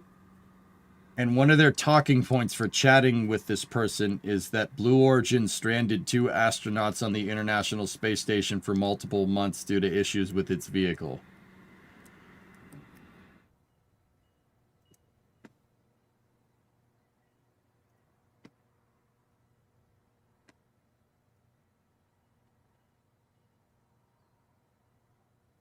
Oh. Yeah. Okay. That was a solicitation to talk with somebody. That wasn't Eric Berger that said that. That was somebody saying, "Hey, talk to me, Eric Berger. I know about space. Yeah, I know about space because I want to talk about how Blue stranded somebody." And he's like, "Yeah, no. Yeah, no, I'm not doing that." Why no countdown clock? We don't know when they're going to do a static fire, dudes.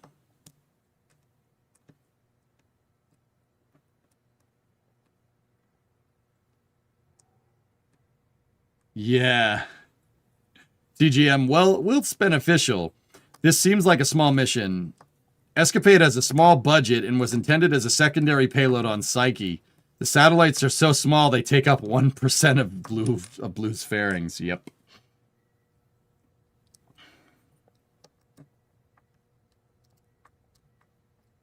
Maybe the static fire was the friends we made along the way. That's right.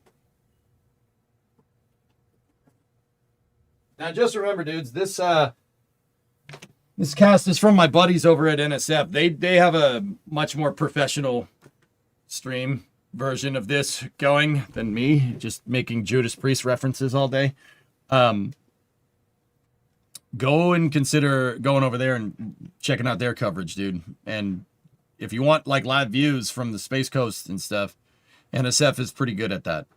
They have live cameras on the Space Coast at Boca Chica and at McGregor, where SpaceX tests their engines. There's all kinds of good stuff on there.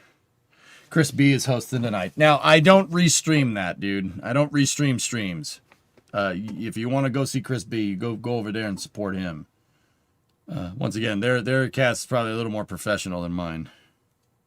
Not sure if you saw my last, but me and my grandfather stopped working. Something has never stopped working. Unfortunately, it hurts us in the long term. What sort of things have you integrated into your streams from those inspirational sources, like Zach's deep dives? Zach, yeah, Orange, a good question. I never try to. If Zach says something, I never try to pawn off information given in one of his videos as my own. I never do that. If something is something that I thought of, I will let you know. If it's something that Zach thought of, I'll refer you to the video. Because I do believe in citing sources, because I inadvertently kind of am doing a journalism thing here. So, if anything, I use it to be like, yo, go check out his channel. He has some good information regarding the subject matter, if pertinent subject matter comes up.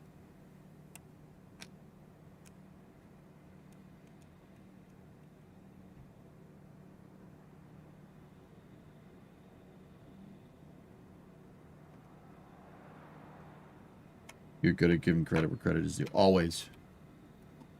Always. If you plagiarize somebody, it's the internet, man. Someone's going to find out. Someone will put it together. And someone will call you out on it because it's the internet.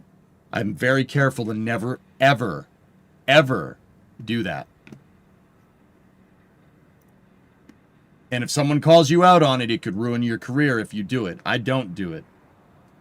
Intuitive Machines received an $8.2 million contract extension from the Air Force Research Laboratory to develop compact nuclear power systems for spacecraft and lunar infrastructure. We're going to build a city on the moon, dude. It's going to be awesome.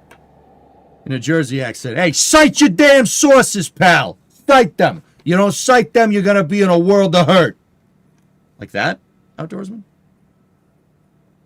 What on earth ever happened to Blue Origin's new Armstrong rocket? Was that supposed to be a Starship competitor? New Armstrong comes later. Hey, Paul. What's going on? Welcome back. Thanks, man. I'm sure you know, bro. I've had a pretty terrible week. It's not been great. Nobody died, though. We're good. No casualties. So I got that going for me, which is nice. But I've had a pretty bad week. I don't want to talk about it. But yeah, thanks, man.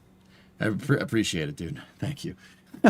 This week sucked so bad. I meant more like presentation style or generally thinking it deep dives or something like that. I always enjoy you presenting longer documents on here and providing context and more. Dude, any deep dive that I do isn't necessarily inspired from another content creator. Maybe the topic of discussion. So like if Zach does a video on GSE, then I'll want to talk about launch pads. Right? I try to build off the deep dive, not just copy it or, you know, parrot somebody's words. But it's more about topic of discussion, Orange. If I'm doing a deep dive, it's usually a deep dive that I want to do. And if not, I will explicitly state it. Because once again, dude, I'm just, you know, in content creation, you got to find your own style. You always seem to give credit every time without question, Moon. But in content creation, it's important to find your own style. Don't copy somebody else. Don't do that. I don't copy anyone. Nobody. I have my own style. It is my own way of streaming, and it usually involves dumb movie quotes every time, like every 5 minutes. Right? No, seriously. There's your own, you have to find your own way of doing things. Do not ride on somebody else's coattails. That's bad. Trade on your name, nobody else's. Yeah, 619, it'll pass. Yeah. I hope so, man. Yeah, so thank you for the transparency. Just trying to learn how you roll. Most of the content and deep dives and stuff that I do is usually either pertinent to subject matter, or if another content creator did a video, it would be pertinent to subject matter. So like Tim Dodd with his tours of Starbase and stuff, I'll take the information presented from Elon and we'll talk about that information, but I won't show his video. I asked him if I could show clips, and he didn't want to do that. I'm friends with Tim. Tim's a good buddy of mine. And he didn't want to do that, and I'm like, dude, totally cool. I totally get it. Most people say yes, but he was like, nah, don't do that. And I was like, all good, bro, no problem.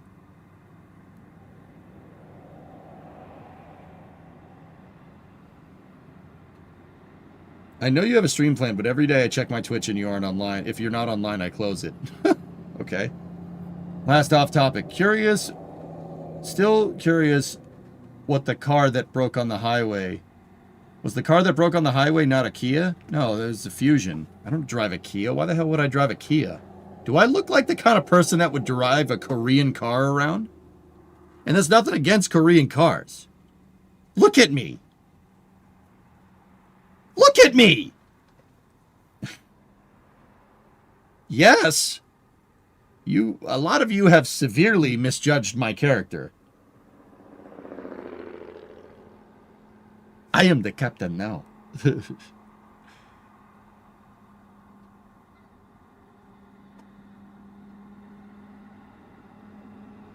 You look like you listen to pop. Thanks. You drive a Moon Rover. That's right. A Daewoo? What?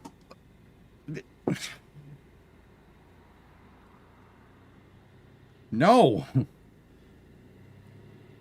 Did you see Sean Duffy trying to dunk on Kim Kardashian? Yes. And Ari, that whole tweet just corroborates something that I've been thinking about.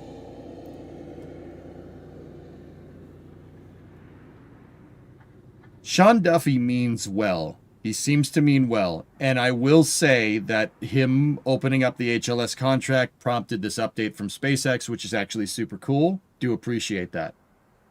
However, it seems like he has good intentions, but you have no idea what you're doing. Once again, him tweeting a clip of Kim Kardashian saying, "I don't believe we've gone to the moon," is so ridiculously tone deaf at this point in time. That only corroborates that, yeah, you don't know what you're doing. You have no idea what you're talking about, dude. Like, even him saying, like, of course we went to the moon.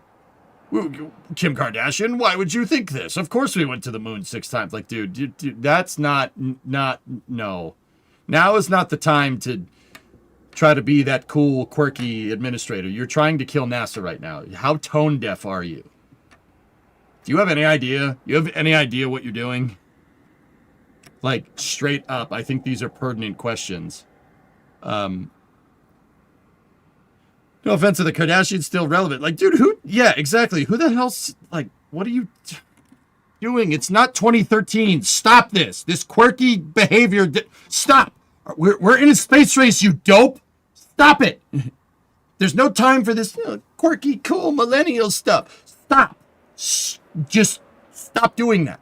Stop doing that. Stop doing that and focus on the freaking moon race. All right? Head it in the freaking game, bro. Stop. And I'm saying that as a freaking millennial that's basically in the mean age of freaking millennials. Like, I'm the middle. I am the middle of that crap. All right? Stop it. Stop that. Stop doing that. It's time to stop. It's time to stop, okay? Where are your parents? Filthy Frank. Cite your sources. Stop it. Get some help. Dude, like, time to stop doing that. What are you doing? Stop it. Anyway.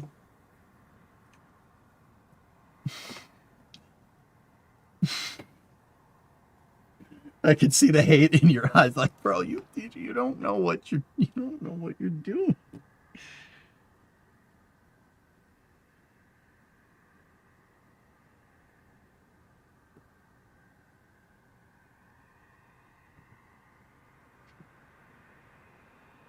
Stop it.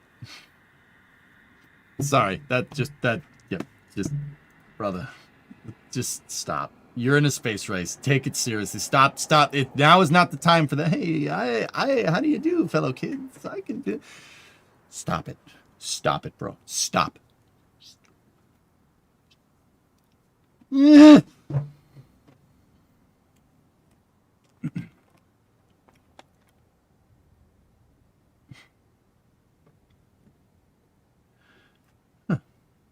Oh, look, we got a message. Might be important.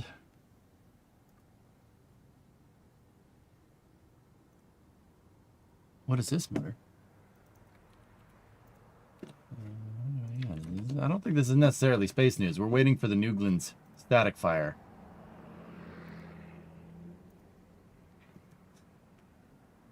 This Toyota concept looks sort of homemade because you're actually supposed to finish it yourself.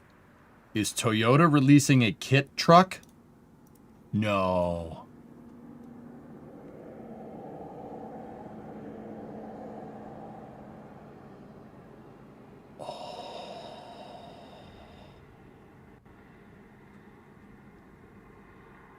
Oh. I like that. I like that.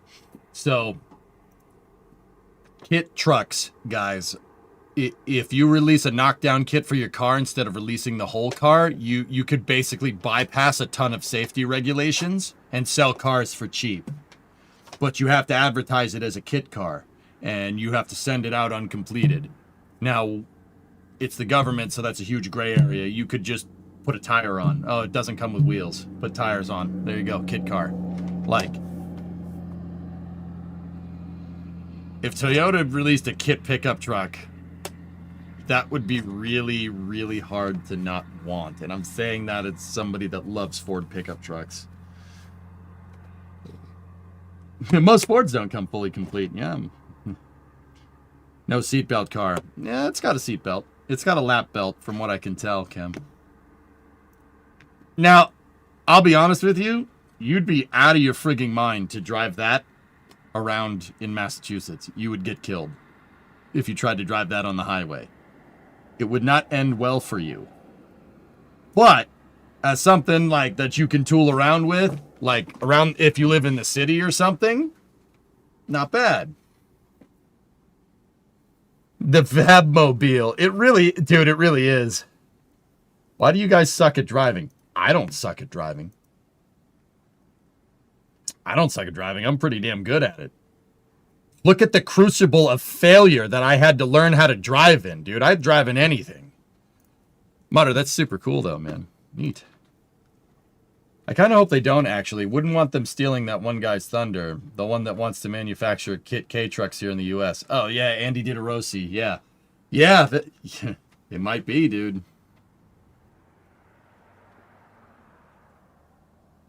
Come on, even that would be stronger than any Ford. The truck would be fine, Tigors. I don't know about you. I'd rather. My rule of thumb driving around here is that I really would prefer to have more car between me and anyone else driving on the road, or truck, for that matter.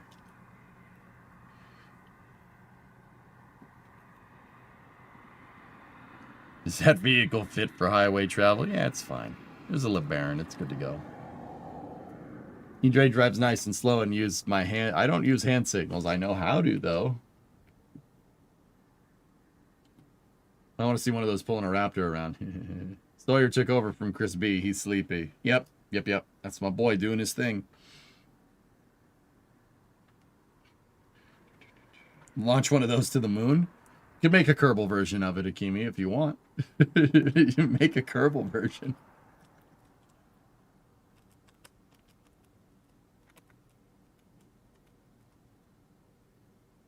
Boy.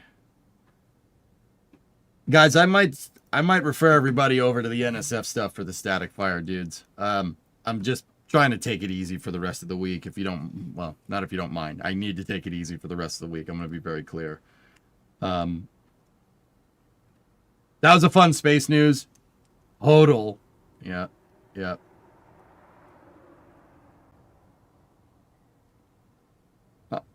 I don't know, Cirrus. Should I stay or should I go somewhere else?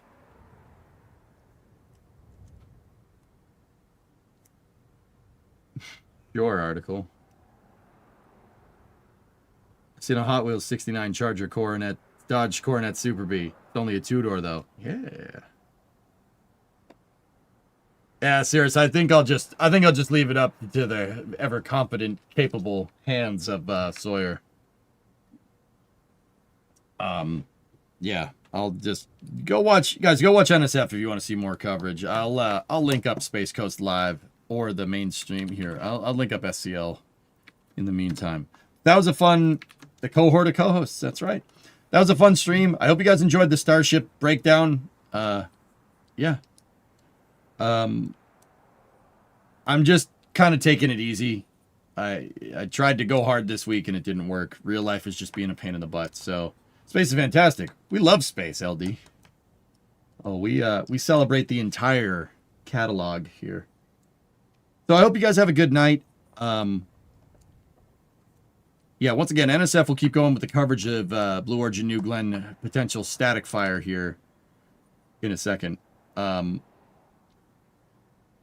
am signed up for the Flame Trench tomorrow. I'll try to be here around noon, fellas, but just plan for Flame Trench, okay? Yeah. If I'm feeling it, I'll be here for noon. At the very least, we'll be here for Flame Trench, okay? What the hell is the Subaru at the beginning? I don't know. I've seen that thing, dude. I don't know what that's supposed to be. It's very strange. Hope the crappy week gets better. Yeah, Ruinous, we're on the up and up, but we'll see what happens. I'm going to go hang out with Titan. I'll see you guys later. Actually, probably go check on him, but yeah, I'll see you guys later and we'll go from there. Thank you very much for watching. And I'll see you guys tomorrow. Once again, at the very least, for Flame Trench, I might be on earlier. We'll see what happens. You had shenanigans planned for racing tomorrow. Yeah, and I had plans to not have a terrible week, Dink. Weird how that works. Like, it's weird how that happens. Didn't really plan on hitting rock bottom yesterday, but oh, here we are. So we'll play it by ear, dude, okay? Discovery, go See and how it throttle all up. goes. Martin, hey, 15-month resub. I'll see you guys all tomorrow. Thank you very much for watching. Have a good night, okay?